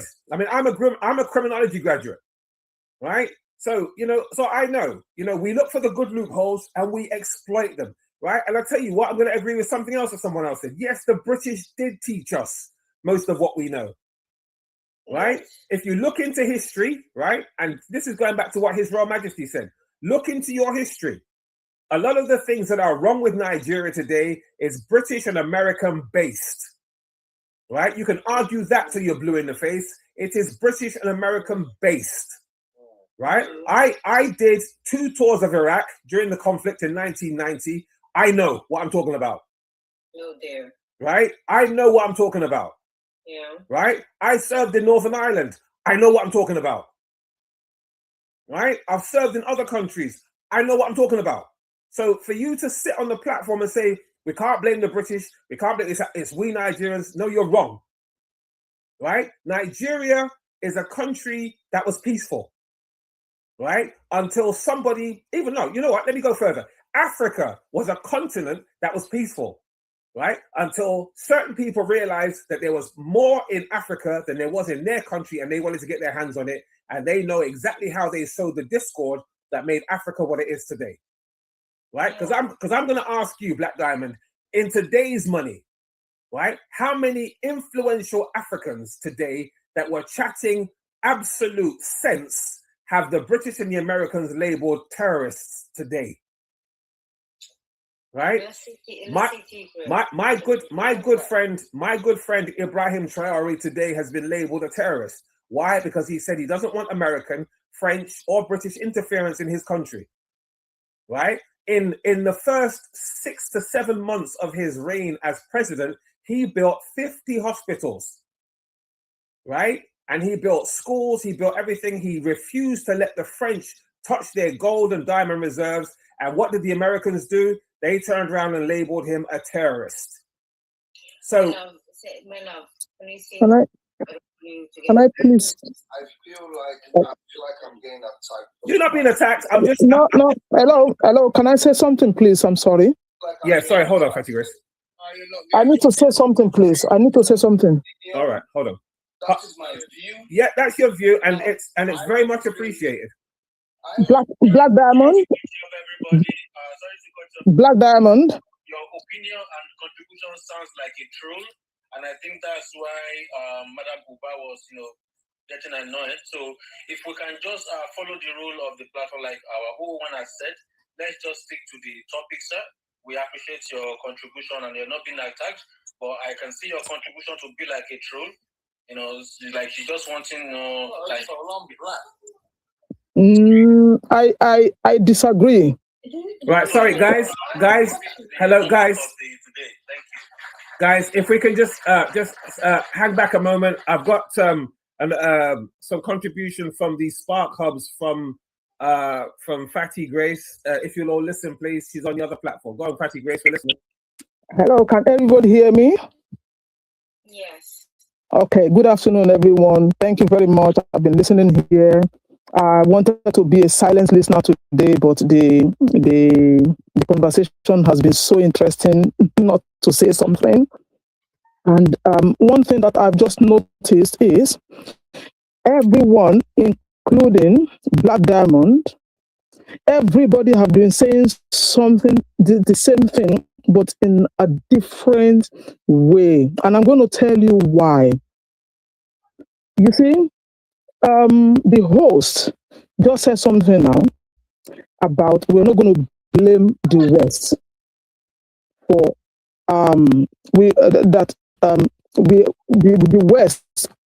How can I put it? He just said something now about the fact that we're not going to blame the West and that it was the West that taught us everything that we're doing. I don't see any different to what Black Diamond have just said. You understand? And I'm going to tell you the reason why. Somebody can can teach you or can bring something to you or can lay a certain foundation for you. Yeah. But if I understand what Black Diamond is trying to say, yeah, that okay, all these things has happened. Yeah, yes, this is their fault. This is the fault of the West. This is the fault of America, Europe, British. But what exactly are we ourselves, what exactly are we doing to rectify the problem? Simple and short. That's it. What are we doing to rectify the problem? That is what I see there. I'm not saying, I think everybody is saying the same thing, but using a different language to explain their argument. Right, you know what? Take it up from where Fatty, and much appreciated to you, Grace to Grace. Thank you for that little contribution. But here's a question that I want everyone to try and digest based on what's been said in the last 5 to 10 minutes. And that is this: is Africa suffering more from a lack of resources, or is it suffering from a lack of awareness? Right, I'll say it again. Is Africa suffering from a lack of resources or from a lack of awareness? Anybody? Well, obviously, a lack of awareness. No, I don't think it's either. None of it. The short answer. Problem is in many parts of Africa, the bigger problem is often not lack of resources. It is how resources, systems, knowledge, and leadership connect or fail to connect, which is awareness. Mm-hmm. Thank you. I don't think we lack. Let me just put a chip in. Yeah, sure. The reason why I said lack of awareness. Mm-hmm. Recently, when there is a problem in society, let's go back years back. When robbery is being executed somewhere in the building, everyone runs into their doors and locks it up. Mm-hmm. They don't come out to support that person that has been robbed. Mm-hmm. When someone gets hit on the road, people bring out their phone, they record, they don't support in helping the person. Mm-hmm. You see, they leave what they're supposed to be doing, they're doing something else. And that is the reason why a lot of problems is escalating now. Mm-hmm. We need to create awareness for people to know their responsibility when something happens, things to be done when something happens. When we're talking about the judiciary, things cannot get to the judiciary if the basis is not being carried out. If someone is not being arrested, if someone is not being jailed, how can he get to the court? That's right. So someone needs to be arrested, get into the jail, then take him to court. That is when the judiciary can work. Mm-hmm. So if we're ignorant, take up our responsibility when things happen or to prevent, then things will still get worse. Yes. We need to work on that. Thank you so much. You're Just to be I complete mine as well, because I completely agree with what HRM I just said there. And me too, I also said awareness. Mm-hmm. If we look at it, there's awareness gap in Africa. Mm-hmm. You know, there's a real issue around awareness. You know, number one, like the global president, we agree with me, access to quality education. Because I see somebody saying that no, it's not that we lack awareness. We do lack awareness. Right now, we have insecurity going on. We have people that they are not really educated, but they have access to firearms. Mm-hmm. How is that possible? That's right. I understand. It's because they were able to trade some resources for that. That's but right. not education. right now, awareness gap is one of the issues, and access to quality education, and also, awareness of global opportunities, and also information gaps within the youth, and the youth of the whole Africa continent itself, because everybody is just trying to learn one or two things from the internet, copying the Western world, but not actually having the access to a real quality education that will give them the real awareness. Thank you, Master G. Master Genie. Sorry, Lola. Before you jump in, Master Genie, that is actually one of the very most valid points you just made there. Now, if people don't believe that awareness is what we're lacking in Africa, right? I beg to differ with you slightly, right? Because I mean, as I said earlier on. Before you make your point. Sure. Mr. Michael, let us talk so that you can now wrap it up and then. Do you understand? Yeah, sure. Because you have the question. Yes. So I totally agree with you. Okay, thank you. So not having a quality education and anti-Western education, we have two different things. So the people with ammunition that you are talking about, they are anti-Western education set of people. So it is not that they do not have access to quality education. It's just that they do not want Western education. They do not want education. Are you getting me? Sure. So because they see education as Western, to read and write for them in English is Western. Yes. And that is what you are saying. That is let me tell you something. I wrote something. I said, if the past is not where you to rest, we are going to build a heavy solution that could help us in the future. Because like we don't want to talk about the past, but the truth is everything you're seeing today is just like hatred, outboard against the Western world. Yes. Do you understand? And now, whatever you are seeing in our system today is actually a means to divide us within ourselves. So we are working against ourselves, and we are using our leaders to get to us. Yeah. Now, the issue here and how we can get solution from my own point of view, because I believe that we are not from the same background, we didn't have the same experience. So whatever we are going to be saying here, our background, the past, the method of reasoning, and everything, we contribute to it. So, and I respect everything. But I will tell you from my own point of view that before we can get solution, now we are on social media, here on TikTok. Now, whatever we are saying, is it getting to the right set of people? It's not getting there. How do we do it? What do we do to make the right things happen? With every point that we have made. Now, we need to focus on who and who is ruling us. Now, Mr. Michael was talking about his wonderful friend, doing wonderful things as president and all that. But if he got there by force, he needed to get there, violating some rules and regulations.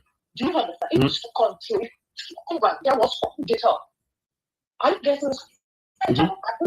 System of government that is actually not allowed. Do you understand? But so, we have democratic system of government. How do we get the right set of people into the system? So I think we are saying today on this social media, somebody here cannot pick a call or put a call to somebody in the system and say, oh, this group, not close to people, we have this opinion and it can actually get to the house and pass us a bill that we affect and change our society. So we can get the right set of people to the House of Reps and House of Assembly so that they can implement laws that will change today's situation. So we people in the House of Assembly that are supposed to talk on behalf of Nigeria, represent the minority and the grassroots people. Do you understand? Of course. The quality education you're talking about, and to some extent, we all have access to education in Nigeria. To some extent. Now, talking about quality is another level of education we're talking about. But to some extent, everybody in Nigeria can go to school with public education, and people have access to that education. But what now, how do we do it that this can see and hear us? Is by saying the right set of people that this another election is coming next year. Do you have people that will represent us at the House of Assembly? People that will speak on our behalf? Because look at Showore, I'm not trying to be political, but look at Showore. Showore has good intentions and talking right, but it's like good to do on. I Showore to start from the house. When it can have impact on the laws that is affecting us in this country as Nigerians. So this is what people need to do. That's it. All the awareness. This is there. I'm telling you. What we are doing today on social space is awareness. Sorry. I am from Nigeria, but the people that can speak English, they understand what is going on in Nigeria. And then, what can we do? They have conversation.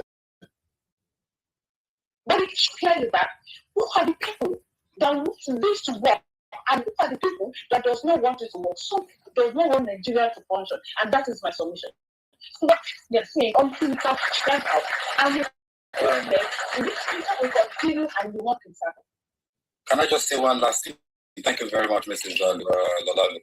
What I was just trying to say, and I still stand by my words. Security stands from you. That's where it starts from. You know, there is something in the community in the UK. If someone comes into the community and it's not been seen before, someone will speak up and say, hey, I haven't seen this face before. Who is he?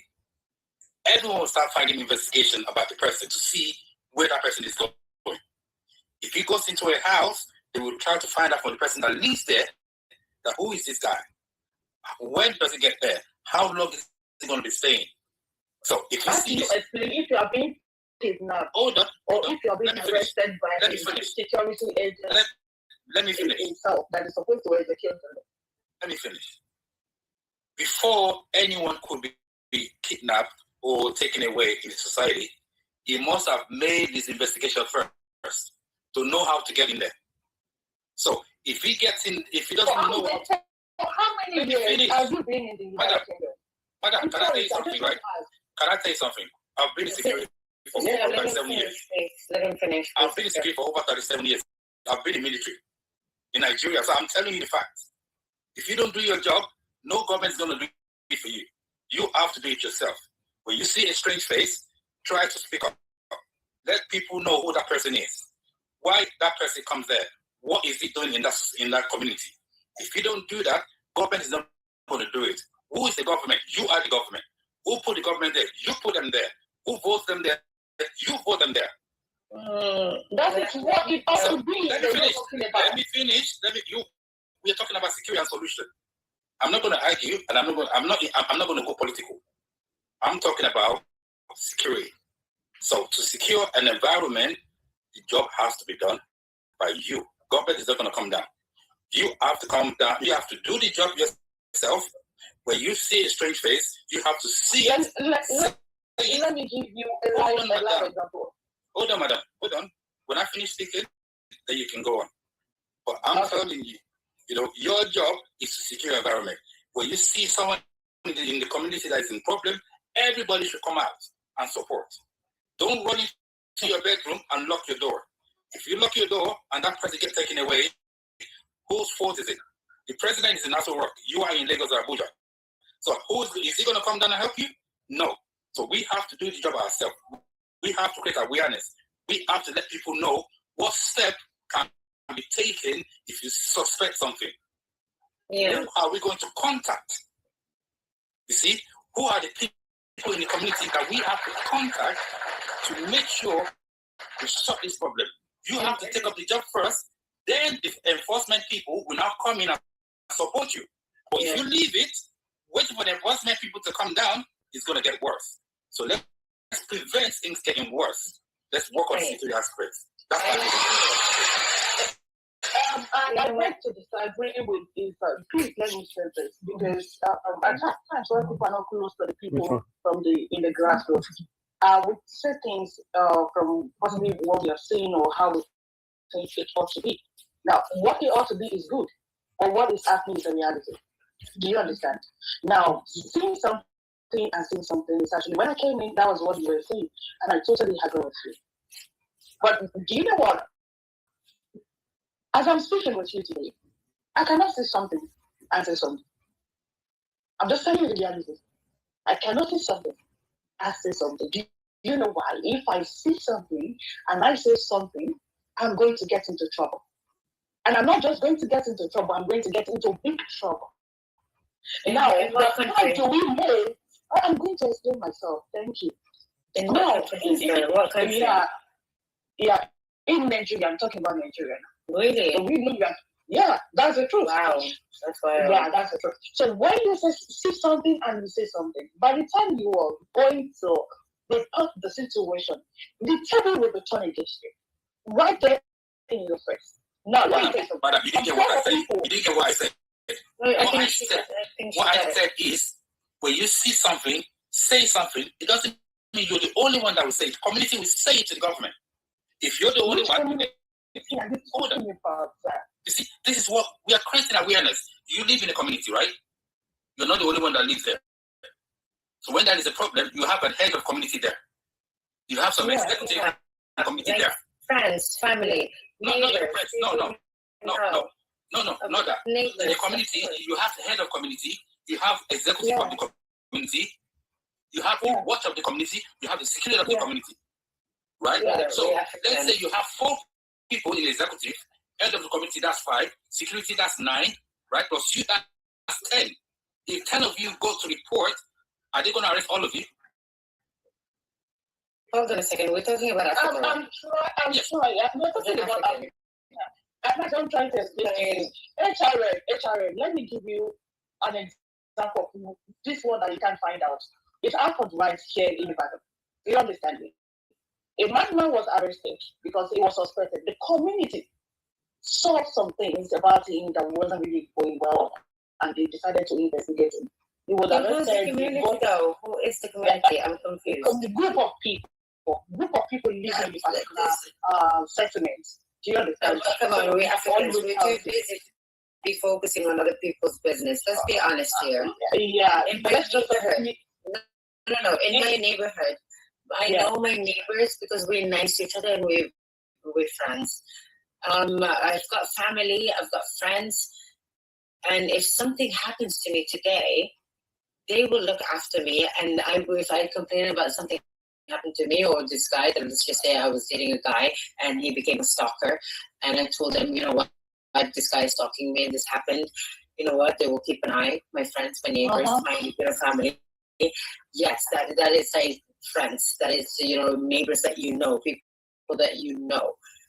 You know what I mean? Right, guys. Can I just jump in here for a second, please? Can I just jump in here for a second? I think we're kind of like slightly straying away from the point, and the point is this, right? The point is this.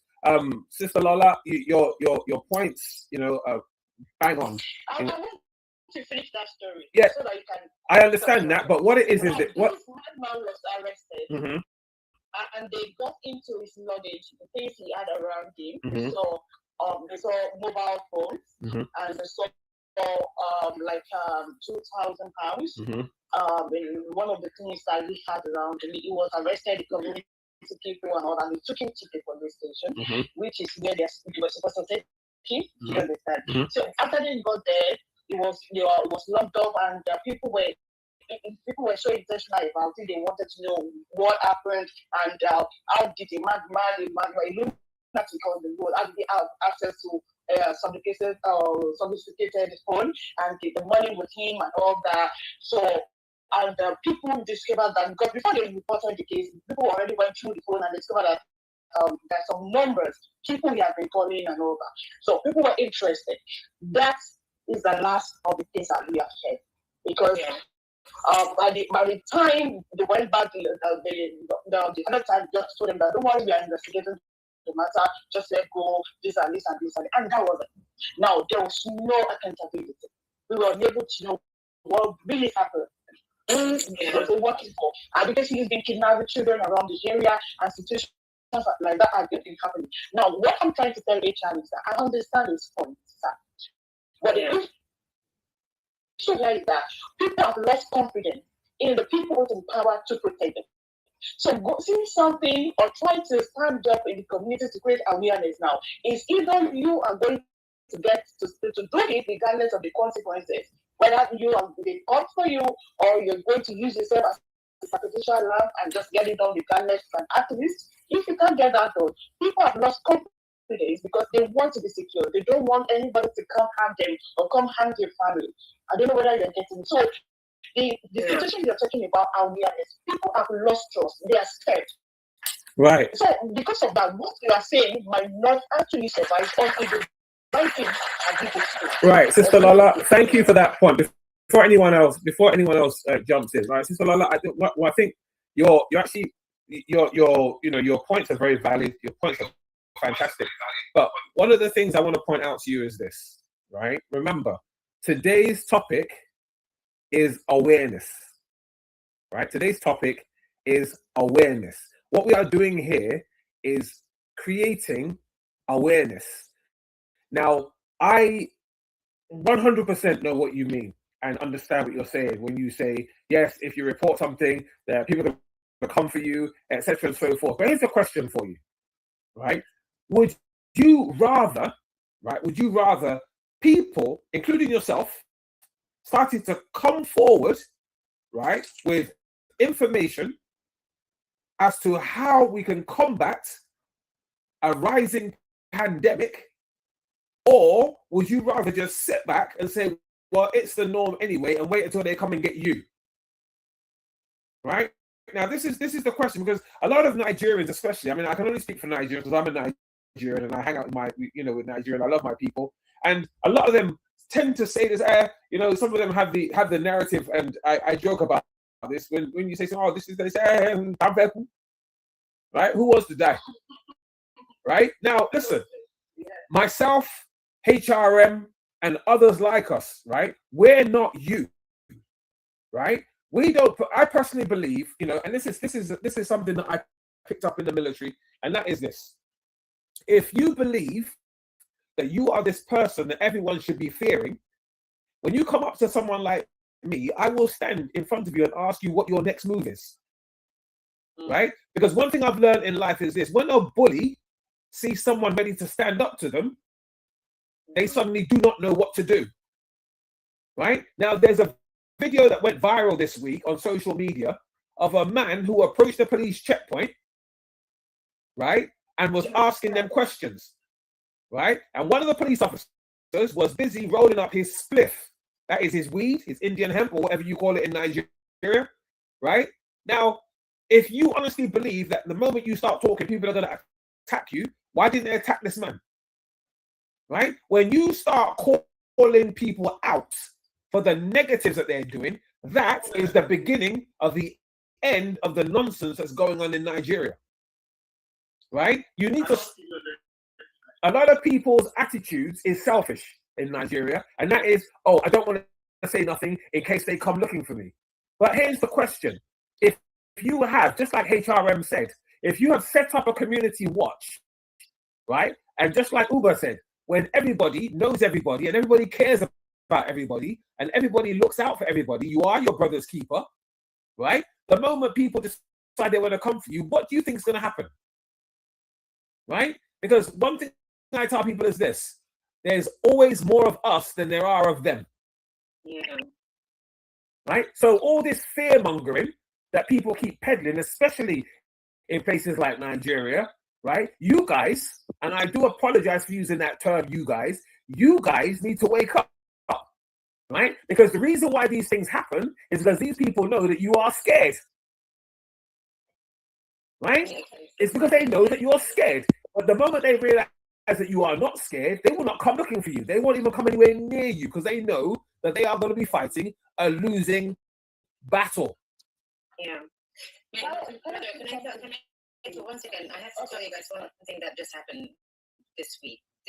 I don't. You live in London. Do you live in London, Michael? Yes, I do.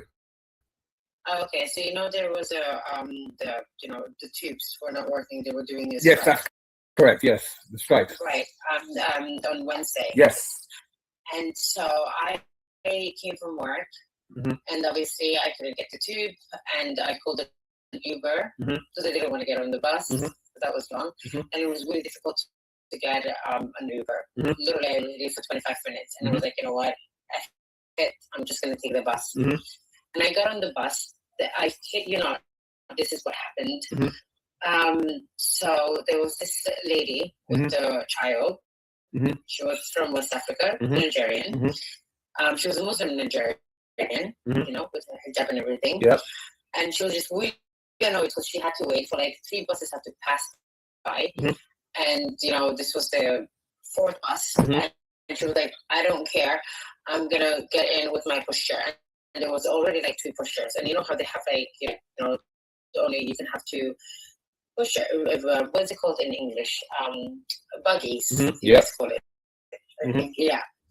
And so she was like, I don't think I'm gonna get in, and I'm not. So the driver, I thought he was North African in the beginning, but I found that later. I'll tell you how I found that later. That's not important. Anyway, so the driver said he let her in, so people just moved outside. There was this Englishman, whitey, and he was like, no, he made it his business, and he pushed her in the pushchair, like from the back out the door, the back entrance of the bus. Yeah. I kid you not, nobody moved, nobody said anything. And she was like, are you joking me? I've waited. Like, she was like, how is this your problem? Get out of my way. I wanted to stand up. One of them stood up. 3 Somali boys who were waiting for a different bus. They were literally just waiting, they were outside. And they were like, how dare you? And stood up for her. Back her up. Like literally defended her and everything. The driver was like, okay, the bus is not even moving. I'm going to call the police. How dare you? And then the guy, they dragged him. He tried to run away. This is like after he pushed, pushed her with the baby in, and it was going on for 5 minutes. And these boys, they heard they saw what happened, and immediately they came to her defense. And what happened was, literally, everybody else, the guy who was sitting right next to me was Nigerian. And he did not even say a word. He did not even say a word. I couldn't even pass by him because I wanted to defend her, but I couldn't even. I was like, stop doing that. Like, it's not up to you. Just move out of the way. Let her just get in. Well, you'll find that this is exactly what I said. This is exactly what I said earlier on, when I said that it starts with you, right? There's no point coming on social media, right, with an opinion, right? When there are things happening around you, you don't get involved, right? No, I do get involved. No, I'm not talking about you. I'm talking about people. People see things, they don't get involved, and then when it comes on social media, they've got an opinion. You understand? The right thing to do at that time should have been to have squashed it before it even got to that level. Yeah. Right? But there was an Asian woman who was sitting like the seat above me. The above seat. And she was like, excuse me, there's already 2 other buggies. You cannot get in. Like, you just cannot get in. Well, this is what I'm saying. Why do you care? And it was raining heavily. Well, you know what? Like I keep saying, there's too much selfishness out there, and everybody's just fighting for themselves. Anyway, listen, we're gonna move on from that point. I think I got another question here. Lola, Auntie Lola Aluko, thank you so much for that. Now, I because obviously today's session is really insightful, and there's a lot of people coming on today, and a lot of what is being said here is very, very valid. Now, I want us to bring this closer to home, right? I want us to bring this closer home, because when you think about it, guys and girls, Nigeria continues to face significant security challenges, just as it has been pointed out here by people like Sister Lola, people like HRM, people like Master Genie, and Black Diamond. Nigeria continues to face significant security challenges. Right now, we've had recent kidnappings, including attacks on schools. Now, these things remind us that awareness and prevention must remain priorities for communities, parents, institutions, and government. Right now, I'm pretty sure you'll all agree with me. Right now, we're also seeing in places like Nigeria, economic hardship, youth frustration, climate-related pressures, flood risks in parts of West Africa, digital fraud, and misinformation. Now, just like our friend Mr. Colombo, was trying to tell us earlier on about the stuff that he's read online, and stuff that certain people are telling him. A lot of this is misinformation, because those of us who are in the know, rightly or wrongly, know that not all of it is true. A lot of it is propaganda, some of it is fake news, but it continues to rule the airwaves. Now, here's another question. I'm full of questions today. Now, here's another question. What warning signs do you think Nigeria is currently ignoring? Right? What warning signs do you think Nigeria is currently ignoring? Should I go? Shall I ask something, please? Yeah, go on. I just want to find out. I want it to be clear. Do you mean that everything happening in Nigeria is a propaganda? I didn't say that. Okay, no, I'm just asking so that you can clarify. Not everything happening in Nigeria is a problem. What I was saying there basically is this, right? Now, there are certain things that will be blown up out of all proportions. Yeah. Right? There's a lot of stuff that's blown up out of all proportions. Yes, it looks good in print. Right? It looks good in print. Now we had a chat on here a little while ago, and the question was asked whether AI was good or bad, etc. and so forth. Now, yes, I am a big advocate for not believing everything that's put out there, but I'm also a big advocate for doing research and finding out the truth myself. Yeah. So no, not everything that is said about Nigeria is propaganda, but then not everything that we believe is not propaganda, right, is as, we need to take time out, right, and find out for ourselves. There are lots of search engines that actually do the job properly, right, and it is down to us as individuals to go out and do our own homework, because it's not enough, right? It's just not enough for us to sit down and just listen to something, right, without actually perpetrating the truth.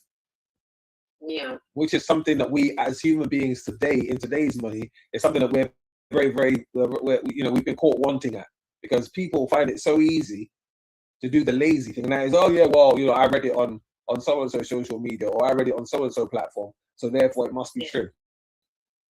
Yeah, like the Nigerians that I know, mm-hmm. and the reputation that they have mm-hmm. in my community, mm-hmm. as an East African, when we hear Nigerians, mm-hmm. Hardworking, mm-hmm. very dedicated people, mm-hmm. Very, very hardworking and very dedicated. You can say that again. Of course. That is, no, really, that is the related, Somalia as in East African. We have Nigerians who are like, they're very hard working, that they show up to work, mm-hmm. and what, they will work harder than the devil. That's how we see them. Not as much as the Somalians, though. Trust me. Yeah. And another reputation they have is, don't date an Nigerian guy. Once he leaves your door, he belongs to someone else. Right. Yeah. Your Excellency, Your Excellency, you wanted to say something? Your Excellency? Yes.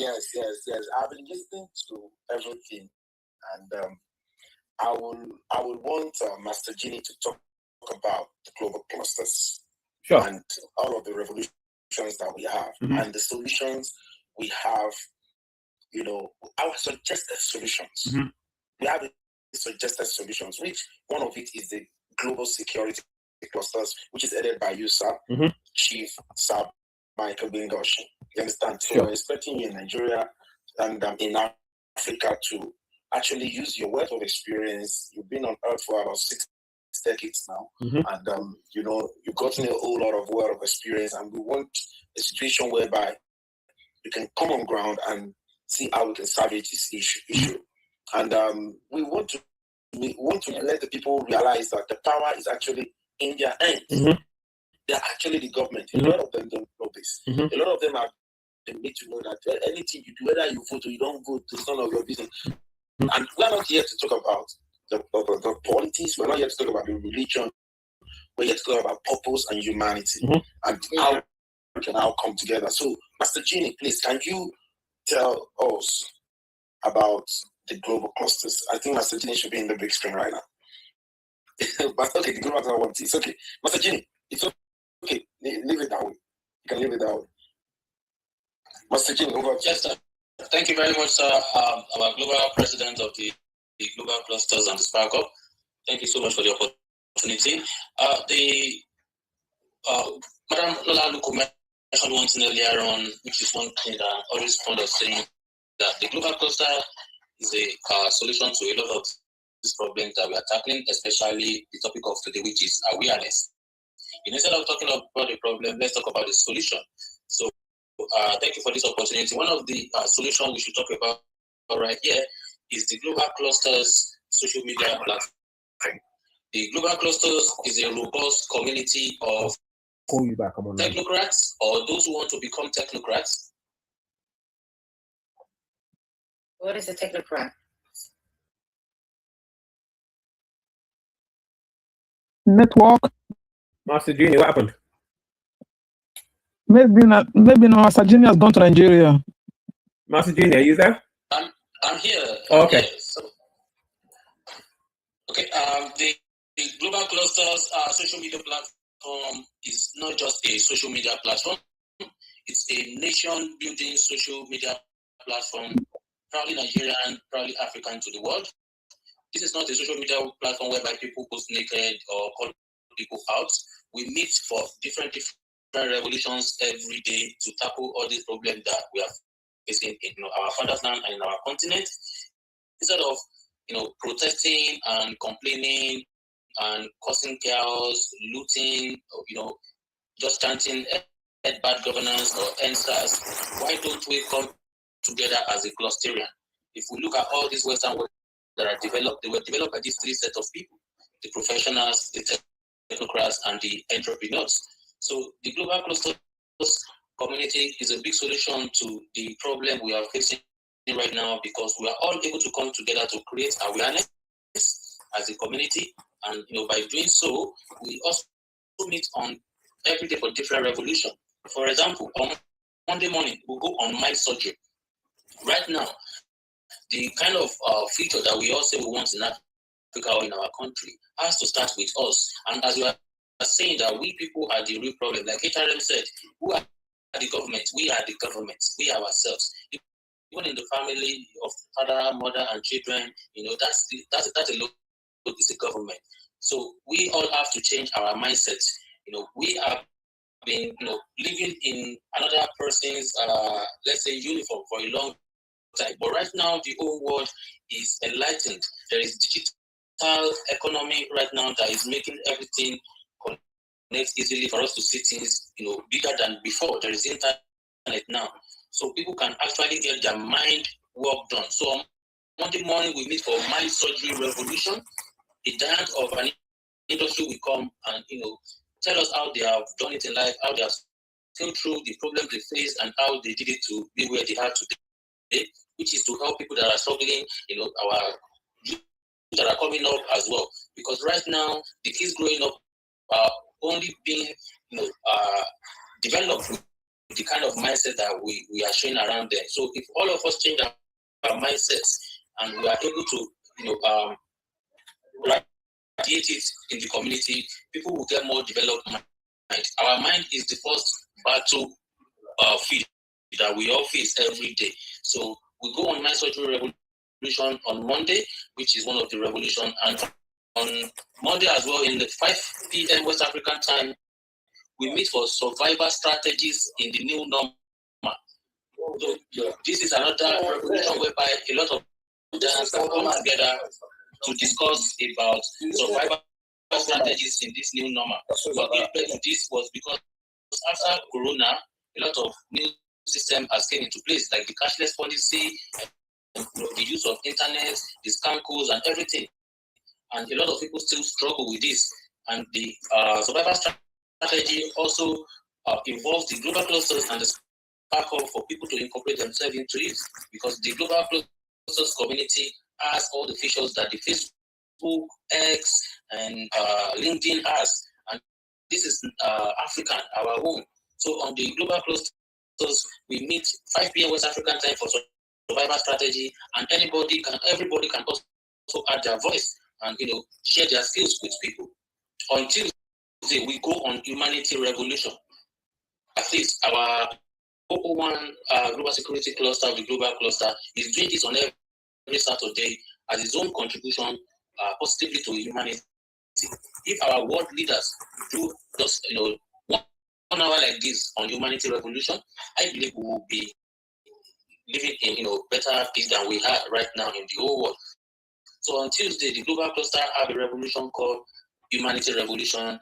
We meet by 5 p.m. West African time to talk about humanity revolution, about empathy, about caring for other. We are human beings before we are anything else. Regardless of your race, your color, your age, we are all human beings. So many people have forgotten all these things. That is why somebody can think that it's very nice to raise a cutlass up and bring it down to behead another human being. There's no more humanity in that kind of person. And this is why we go on humanity revolution, so that we can also let people see that there is still room for empathy, and that is the only way we can grow, to cluster together and prosper together. On Wednesday, we go on kindness and genuine love revolution, where we are able to talk more about kindness and being genuine to each other, helping each other. The most important part is showing genuine kindness to the next person, whether they're your family, whether they're your colleague, whether you don't know them, you just met them for the first time, which I believe is very hard right now because you don't know who to trust. But that is why we have the global clusters where everybody can follow each other, connect with each other, and learn more about each other. So this is a very great solution to a lot of problems that we face around the world, and also is an answer back to Mark Zuckerberg and the likes of Jeff Bezos. The global cluster is an answer back, because with the global clusters community, you are able to show your talents, you are able to show your skills, you are able to enlighten people, you are able to educate people, you can mentor people and sponsor people. You can even help marriages, you can help organizations, So there's many things to be done on the global cluster, and that is why we all here can all try to download it and add our contribution. And as I was saying, on Thursday as well, we need for accurate knowledge and information.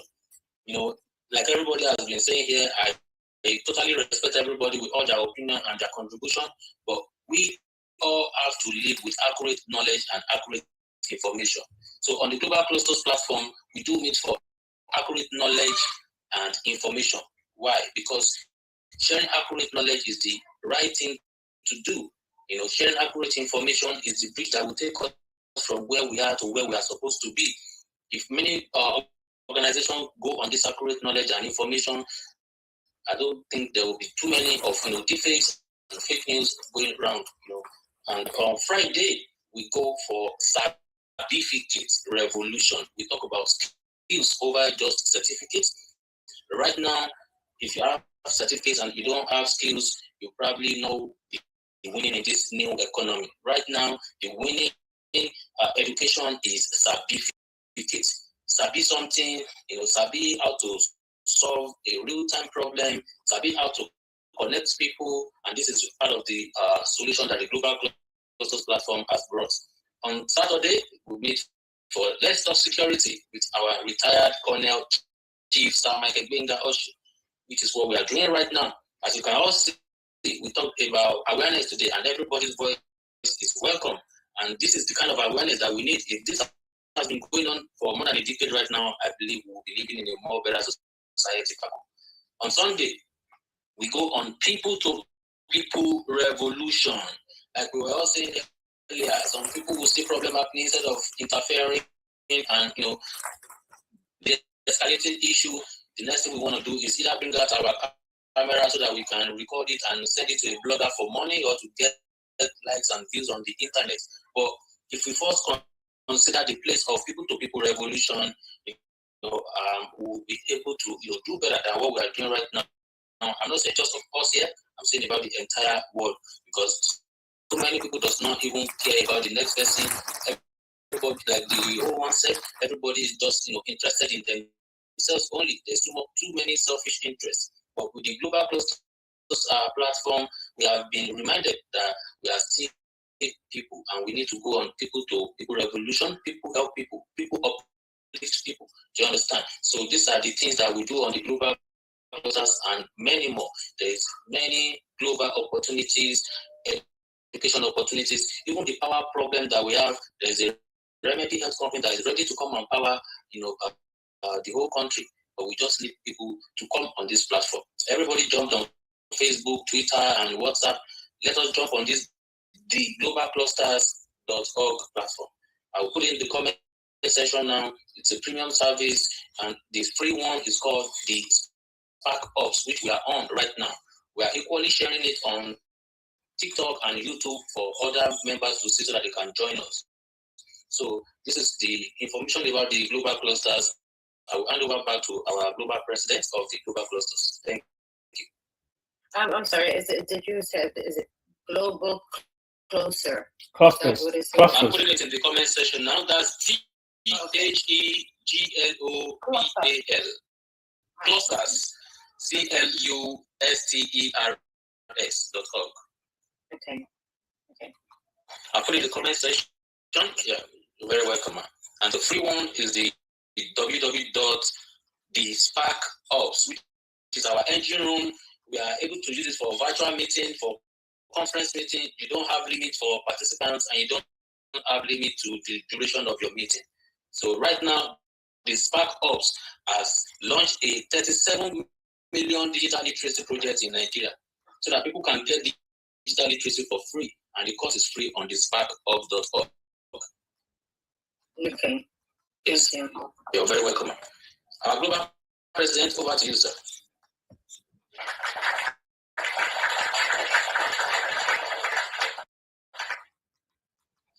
I want to hand over the baton to Colonel Oshin, because I'm in bit of some other meetings, and I will soon come in again. Thank you, Master Genie. Thank you. No worries. Right. That was a slight intermission there, and the introduction to everyone who doesn't already know about the Global Clusters, which is the main engine room to everything that we're doing here.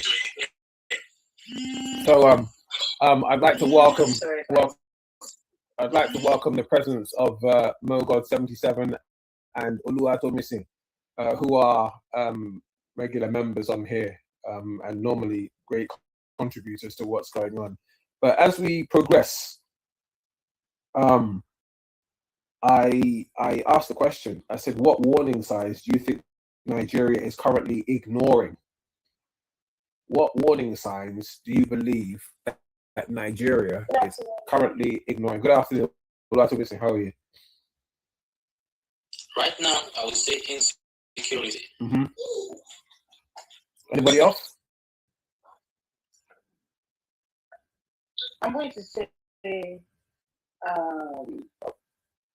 insecurity, but okay, let's leave it as insecurity so that I don't get it. Mm-hmm. Right. If I was to say to you that we're facing things like unemployment,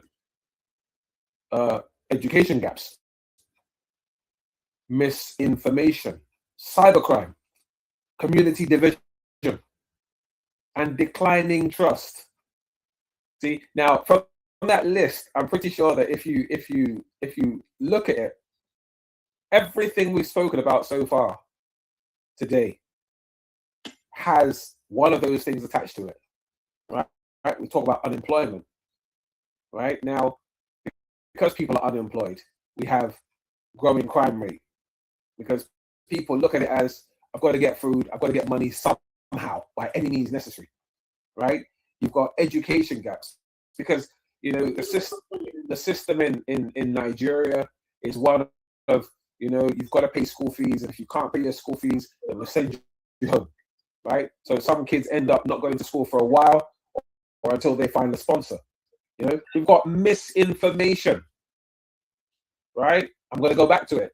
Like somebody said, oh yes, such and such happens in Nigeria, such and such happens in Africa, but they've never experienced it firsthand, but they're going by what they read in the media. Cybercrime, one which we are all very familiar with, right? Somebody somewhere is going to hack into you or whatever, right? And either defame your character or steal your money or do something negative, right? You know, community divisions, you know, tribal warfares in various parts of Africa, right? People pitting people against people, right? Thereby, if you're all fighting against each other, you can't come together as one unit, right? And then obviously decline in trust, because you don't trust me and I don't trust you, and we can't coexist because of the fact that I don't know if when I go to bed tonight, I've got to sleep with one eye open. You know, these are all the things that we actually ignore. And we actually do. We actually ignore these things. Now, I'm going to move on before I start boring everybody. Most people... Sorry, Michael, I'm so sorry. Thank you so much for having me. I've got to go. No problem at all. I'm No sending problem. all of you guys lots of love and light, and I'm following you. Thank you. Thank you so much. It's been great having you. And thank you for all your contributions today. And like I said, I'm here every Saturday now at 12 o'clock in the afternoon. So please feel free to come along again next week. We'll be here. Inshallah. Thank you very much. Right. So I'm gonna to the rest of us here. I'm gonna close off very soon. But before I go, I just want to put these points in there. Most people think that awareness is about danger, but it's not. Awareness is about opportunity. The people who became successful in technology, digital marketing, online education, artificial intelligence, and e-commerce were often simply more aware than everybody else. And that is the reason why they got in there so quickly. People like Mark Zuckerberg, everybody knows his story. Everybody knows how Facebook started, right? They've been to court, they fought it in court because certain people believe that he stole their idea and he ran with it. But today, you know, the story is there, right? He is who he is, and he's made what he's made, right? Now, awareness is the ability to see tomorrow before tomorrow arrives, right? That is a point that I'd like Master Genie, if you can take that point and put it on the group chat, right? Awareness is the ability to see tomorrow before tomorrow arrives. Right? Now, I want you to take these questions away with you. What opportunity is Africa currently overlooking? That's one question. Another question is, what industry will create the most millionaires in Africa over the next 10 years? Intelligence and security. Say again? Intelligence and security. Oh, we know this. We know this. You know? Security awareness. Listen, the security professional of today is not the same as the security professional 20 years ago. Right? Because today's threats include ransomware, phishing, AI scams, deep fakes, misinformation campaigns, and cyber extortion. Right? Even the UK security experts are warning that cyber criminal groups are becoming more fragmented, unpredictable, and sophisticated. Right? And that's coming from the UK. So if the UK is complaining, what is Africa going to do? Right? Because this means awareness is no longer optional. It is essential. Master G, that's another one for you. Awareness is no longer optional. It is essential. Right? So guys, I'm going to round up before I bring in the global president, if he's still here. Right? Now, remember this. Awareness is not fear. Awareness is preparation. Awareness is opportunity. Awareness is wisdom. The nation that succeeds tomorrow are paying attention today. The people who prosper tomorrow are hearing today. The communities that remain secure tomorrow are preparing today. 5 years from now, what would you wish you had paid attention to? That's it. So as I sign off, I want to thank you all for joining Let's Talk Security today. Stay aware, stay prepared, stay secure. And together, let us build a safer, stronger, and more prosperous Africa. I'm going to hand you now over to the Global President to close off for us while we all let all of that sink in. Global President, you there? Global President?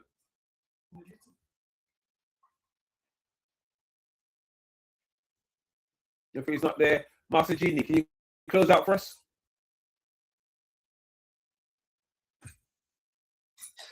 Yes, thank you for the honor of our 001 Global Security Clusters of the Global Clusters. Thank you so much, sir, for using this your platform to create much awareness, and thank you for all you do to contribute positively to humanity. We'll be going to continue now by asking, who are we? We are the Global Clusters, a consortium of technocrats, or those who want to become technocrats, professionals, or those who want to become professionals, entrepreneurs, or those who want to become entrepreneurs. The Global Cluster is a social media platform, but it's not just a social media platform. It's the first nation building platform on earth, proudly Nigerian, proudly African to the world. And we meet on different revolutions every day, as I've mentioned earlier. We have met today now for Let's Talk Security, and we have had a very insightful day. Later in the evening today, we shall be meeting for accurate collection. So who you're connected to determines what you will collect in life. So don't miss your chance to grow with us. We meet on other revolutions which I mentioned earlier, like the mind surgery, survival strategies in the new normal, humanity revolution, kindness and genuine love revolution, accurate knowledge and information revolution, to the certificate revolution, and to the Let's Talk Security, and also the people-to-people revolution and accurate connection revolution as well. So the Global Clusters platform is a social media platform which is for nation building. We talk of morals. We don't call people out. We don't encourage posting nudes. And all we do here is nation building, elevating each other. We have a mantra which is called MAGA, Make Africa Great Again. We also break it down to the 54 countries in Africa. Like me, I'm Nigerian. I would say, let's make Africa and Nigeria great again. If you're from Ghana, you can say, let's make Africa and Ghana great again. Because the Global Clusters platform is not just for Nigerians. It's for Nigerians to the world, for everybody. No matter where you are, you're able to download it from your Google Play Store, and you can also use the website. You can also join us for free on this Spark Hubs. You can create your own hub, because the Spark Hub is a virtual room where you can use to meet with your friends, like your WhatsApp. You can make video calls, you can hold a conference meeting, and you can also create your own hub, and you can also serve as your LinkedIn. Maybe you are into skills or services, or you run a business. You can use this to promote and share information about what you do, so that more people can see you. You can follow people, and people can follow you back as well. So thank you very much for everyone who has taken out their time to join us on today. Let's Talk Security. The security we all want starts with us. So don't forget to join us same time next week by 12 p.m. and let's join our 001 Global Security Cluster of the Global Cluster. So yeah, thanks guys. It's been absolutely fantastic today. I'm very, very grateful to everyone who joined, everyone who contributed. Mr. Colombo, thank you so much for your time. Auntie Lola. Oh, there you are. Yes, we were waiting for you. Are we done, please? Yes, go on. Close us out. Close us out. Yeah. Yes. I'm sorry that I'm jumping in between meetings. All my gadgets are fully loaded. Yes, we know. Different kind of meetings. We know. I'm so sorry. That's okay. It's all beyond me. Ben. So, and after this live again, I'm having a meeting with the 001 Global Security Cluster, of the Global Clusters. I want to appreciate my darling sister Lola Aluko. Thanks for coming today. You promised you're going to come and you came. Thank you very much. Colombo, thank you very much. Thank you. Uber has left. I'll connect with her later on. The Global Clusters is your community, is our community. The ideology is that if a social media will be born out of Africa, it shouldn't be another Facebook. It shouldn't be another Instagram. It shouldn't be another where you have the good, the bad, the ugly. It should be something that is more intentional. And you can see what we have here today. This is what we're thinking about in social media. Social media should be a place where we discuss something that is meaningful, something that makes sense. Something that that adds value to us, that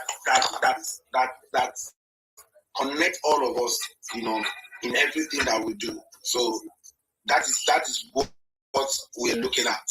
So it should be something that will take us from where we are to where we ought to be, and that is what the Global Cluster is all about. The Global Clusters is a place for your children, because it's a place that promotes morals. Every hub, every community there, they are adding value to humanity. If you find out that any group is there perpetuating any form of evil or any form of immorality, as a matter of fact, as a community, we ban it. You understand? Because that is not what the community is meant to be for. It's part of the community guidelines. You understand? It's part of the community guidelines. So the Global Clusters is a place that is safe. It's your developed society where you can meet everyone.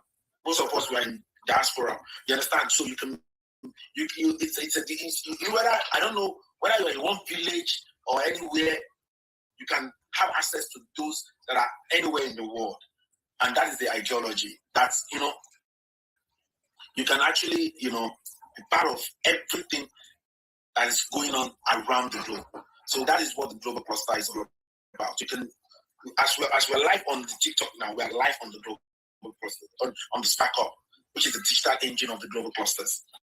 You understand? And we brought out some salient, some salient revolution that we believe that if Nigeria should adopt it, if Africa should adopt it, we'll move from where we are now to where we ought to be. Revolutions like the mind surgery revolution. And we're saying, instead of NSAS, instead of end bad governance, instead of occupying us, instead of perpetuating evil in our community, let us go on critical thinking, creative thinking, innovative thinking out of the box, developing great memory, flexibility, speed, focus. Let's call someone that's successful in our midst to be the surgeon of the day by sharing their story. So that their story can perform surgery on us. There are stories that Colonel Oshin will share with me now. He's going to perform surgery on me. There's a story that Colombo will share with me right now. He's going to perform surgery on me. And that's what we're talking about. You understand? Transformational, gathering. So we do things like survival strategies in the new normal. We don't want to call it an abnormal situation. How do you survive? Okay, you have to learn from those that have survived before. In my mother's tongue, only Yaojelo more than the teacher. So if you have not been suffered before and you want to survive, how do you want to survive? You need someone that has gone through what you have gone through, and the person will understand. You understand? And we tell you, we share his own story so that you can now know, it's my best destiny. This is where I'm not supposed to put my leg. This is where I'm supposed to put my leg. That is survival strategies in the new normal. So we bring professionals, technocrats, and entrepreneurs together every Monday evening on the Spark Up, and we learn. Chokomoni, you're welcome. You understand? You can come up. So, and every Tuesday we'll go on Humanity Revolution. Humanity Revolution connotes, we talk about the place of empathy in nation building, the place of compassion in nation building, the place of care in nation building, the place of kindness in nation building. These are salient things that are lacking in our midst, and that's why we are not developed. We don't care enough. We undercare. We don't have compassion toward others, and our empathy is not enough. Let us start, and again, we are demanding from those that does not have what we are demanding from them. For instance, you want a politician that does not know anything about care when he was growing up, or compassion or kindness, to be kind to you. How? If you didn't dare, you didn't dare. If you don't have it, you don't have it. Islam is in you, you understand? In a few minutes, when you're talking to somebody, you know who this person is and what it stands for. You understand? So the global cluster is built for Africa and is our own submission to the world. You understand? It's our submission to the world to say, oh, we can do it, we can come together, we can unite and build our father's land. We can solve our own problems. We are actually the government. So we talk about this humanity revolution every Tuesday, and every Wednesday we talk about kindness and genuine love revolution. A lot of people don't even love themselves in Africa, in Nigeria. And you ask me, how do you mean I don't love myself? When you eat too much, you don't love yourself. You think you like yourself. You think when you're overweight is what shows that you are healthy. You're not healthy. You eat too much, you overdrink, you smoke, you do all the things that are not good to yourself, you hate yourself. Love for self, not selfishness. Love for one another. Do unto others what we like them to do to you. And love for our environment. That's what we discuss on the kindness and genuine love revolution every Wednesday. You understand? All of these things are silent, integral part of nation building. And he said, oh, how do I love my environment? When you are driving and you eat gala in your vehicle and you throw it outside, you don't love that environment. But that will cause an erosion one day. It will block everything. Doctors, I'm the one you're talking about. I love this, my sister. I owe you treats. Treats. Honestly, you know why? He's very sincere. You can see now, she owned up to her fault. And I'm changing. I'm changing.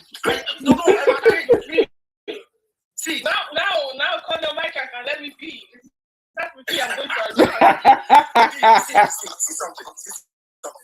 See, when we start owning up to what we know is our fault, any problem you know already, that you know that this is the problem, is 50% solved. Because you identify that, oh, it's to know that I'm not loving my environment, that's why I'm doing this. And now it will come to our subconsciousness. Anytime he's in the car again, he wants to throw something, he will say, no, that means I'm not loving this environment. So that is it. So it's going to change. And anybody that wants to do that is going to tell them, come on, you want this to cause erosion? You know, it's not making it look nice. You understand? That we throw things on our road.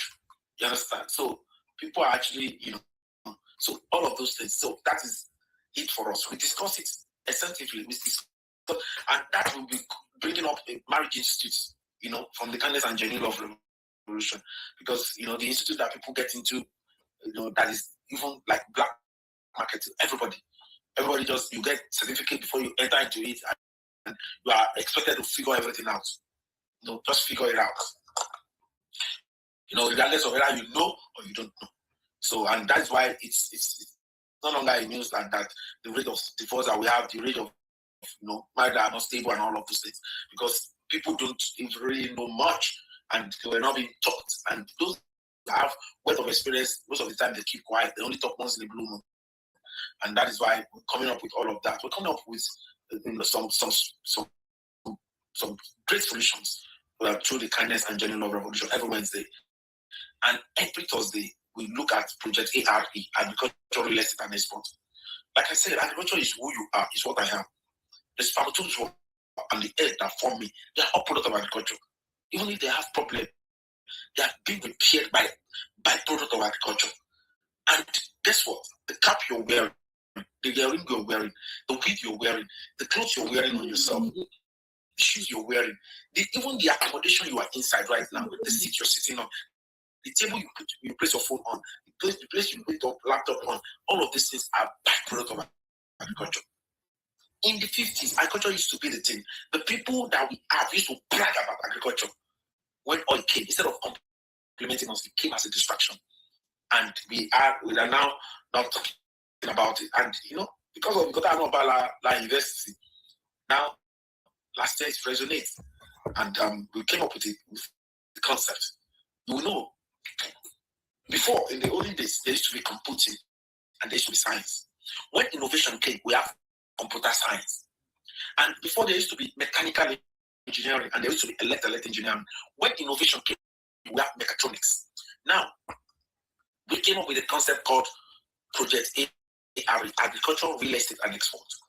And what we did was to match this thing together as a concept. As a concept that we are about to start selling to every local government. That in the Federal Republic of Nigeria and in the 54 African nations of Africa, that every community should own a farmland. And every youth we should create a cluster of youth in every world to farm a unique product, both for local consumption and for export purposes. And we've just, in the last less than 2 years now, we've been building the prototype. And some investors are even here, a part of the prototype. So we have a prototype in Ilaro, 411 acres, a prototype of what we want to replicate in every local government of the Federal Republic of Nigeria. So that is Project ARE. It's very big. There's someone that edit, Dr. Sheyi Makinde, and we talk about accurate knowledge and information.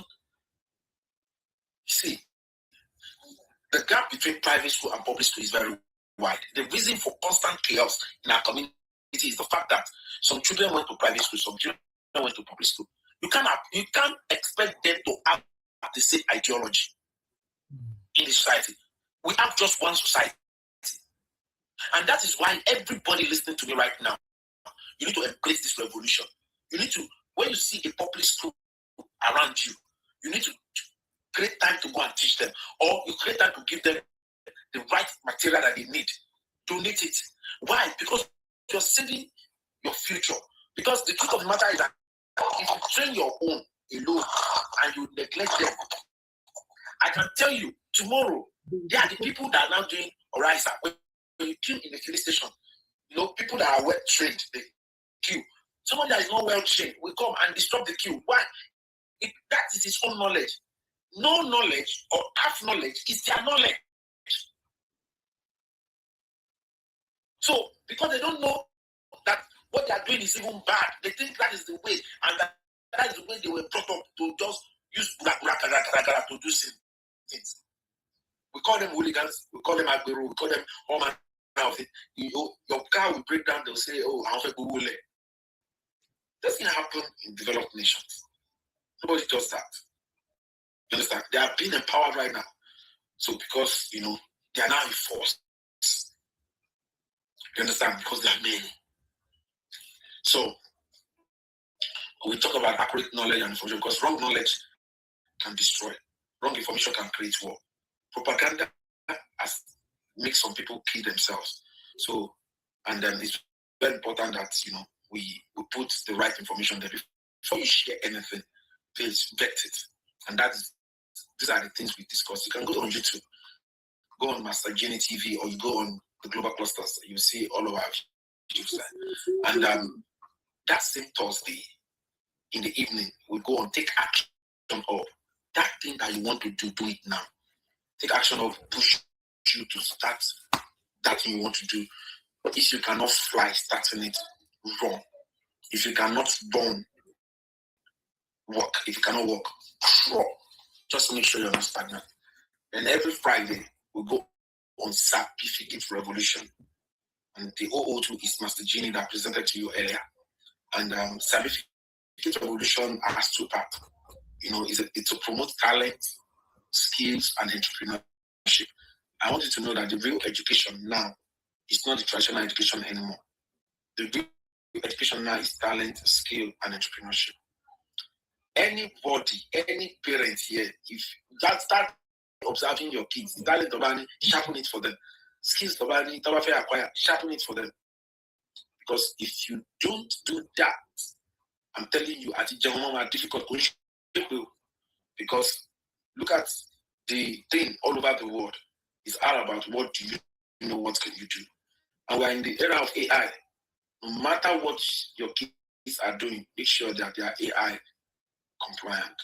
So it's there. And that is why, we came up with 1 billion digital literacy from the Spark Up. We are ready to train people from age 6 to 120 free. It's on the Spark Up. Free.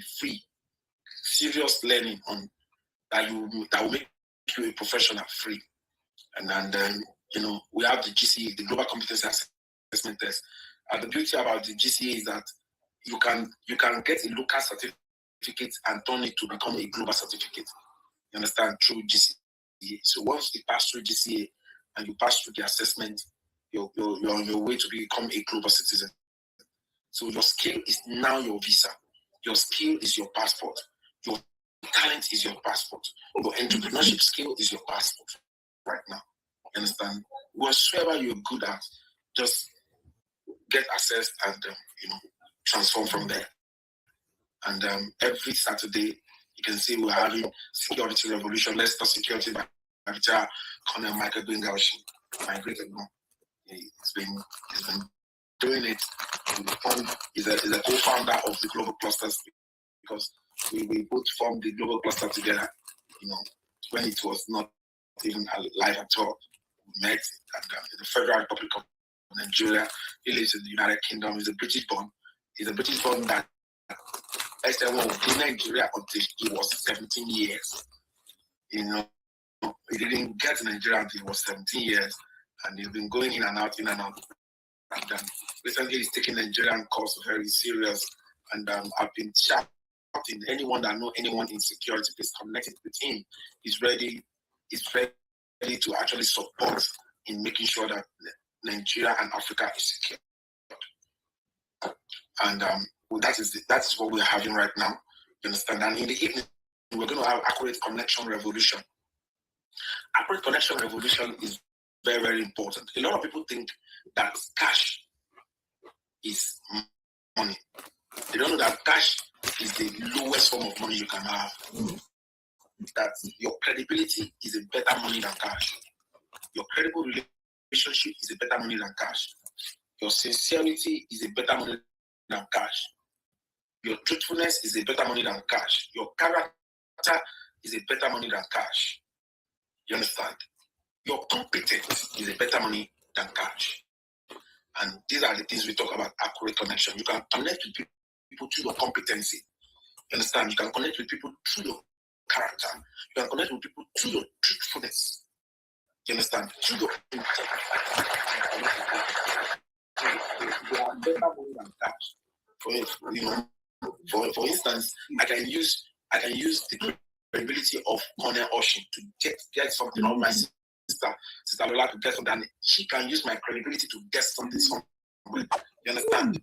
One of my friends came to Nigeria and he stayed in an hotel for free because of my credibility, because of my relationship with the owner of the hotel for more than a month. You understand? And that's what we're talking about. So, Accurate Connection Revolution. Then every Sunday we go in the evening on Saturday today on around 8. We do the Moral 360, the 360 Moral and Network, which is like the olden days, telling stories that impact people. That is headed by Farex. You understand? The 360 Moral and Beyond Network. It's something that you can't afford to miss. You hear different kind of stories. 8 p.m. to 9 p.m. today. The Accurate Connection will happen 5 p.m. Nigerian time to 6 p.m. And tomorrow we will have people-to-people revolution. And the people-to-people revolution stuff talks about every good person produce your kind. Mr. Lolaluku, I will be on you. Before you leave this earth, you must produce 10 million of your kind. 10 million. We must people, you must duplicate them in the 54 African nations. You must duplicate them in every nation of the world. So every good person on earth should produce their kind. I'm on Kone Hoshi. I'm on Grace to Grace. I'm on Pastor. We just found that we started the Next Gen Football Academy yesterday. Amazing. So every good person should produce their kind. So people to people revolution is not a spectator call, and it's the number one solution that Nigeria needs. Those that are financially free, those are financially independent, those are financially stable. Let them adopt those that are financial unstable and those that are in financial crisis. It's not about giving them money, mentor them, guide them. Money is not cash in the bank. Money is in the mind. I can tell you, money is in the mind.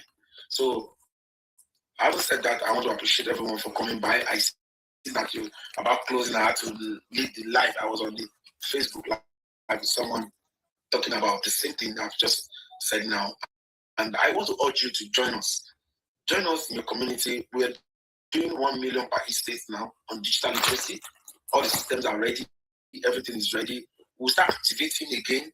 We'll start activating around February, but when we need to build something, studio and all of that, we stop and we'll start activating in states, in local government, in wards, and on streets. So nobody will say, I did not know. So we want to empower minimum of 100 million Nigerians between now and the next 5 years. Minimum of 100 million Nigerians. Between now and the next 5 years, we want to empower minimum of 1 billion Africans.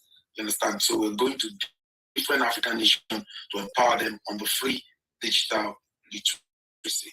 Having said that, I want to appreciate everyone.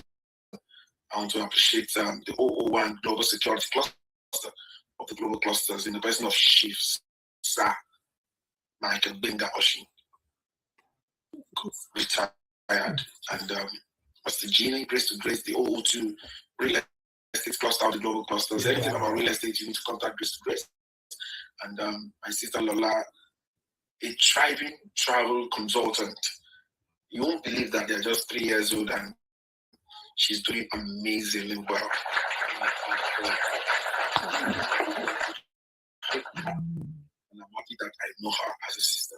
So, Oluwatosi, another warrior in the sickle cell industry. She is a sickle seller, is a single mom, and she's been doing fantastically well. Thank you for all you do to contribute positively to humanity. I appreciate everyone that has come to this show today. I saw his Royal Highness. I'm going to call him on the green app. We started talking, but I think conclude. Then I saw Uber. I'm going to reach out to Uber. I saw Black Diamond. I'm going to reach out. They're all my friends on the TikTok. We're going to reach out and ensure that we all come together to make Africa great again. Thank you. Thank you very much, sir. Thank you so much. Like I said, once again, we're here every Saturday now at 12 o'clock to allow all of you that go clubbing on a Saturday night, on Friday night,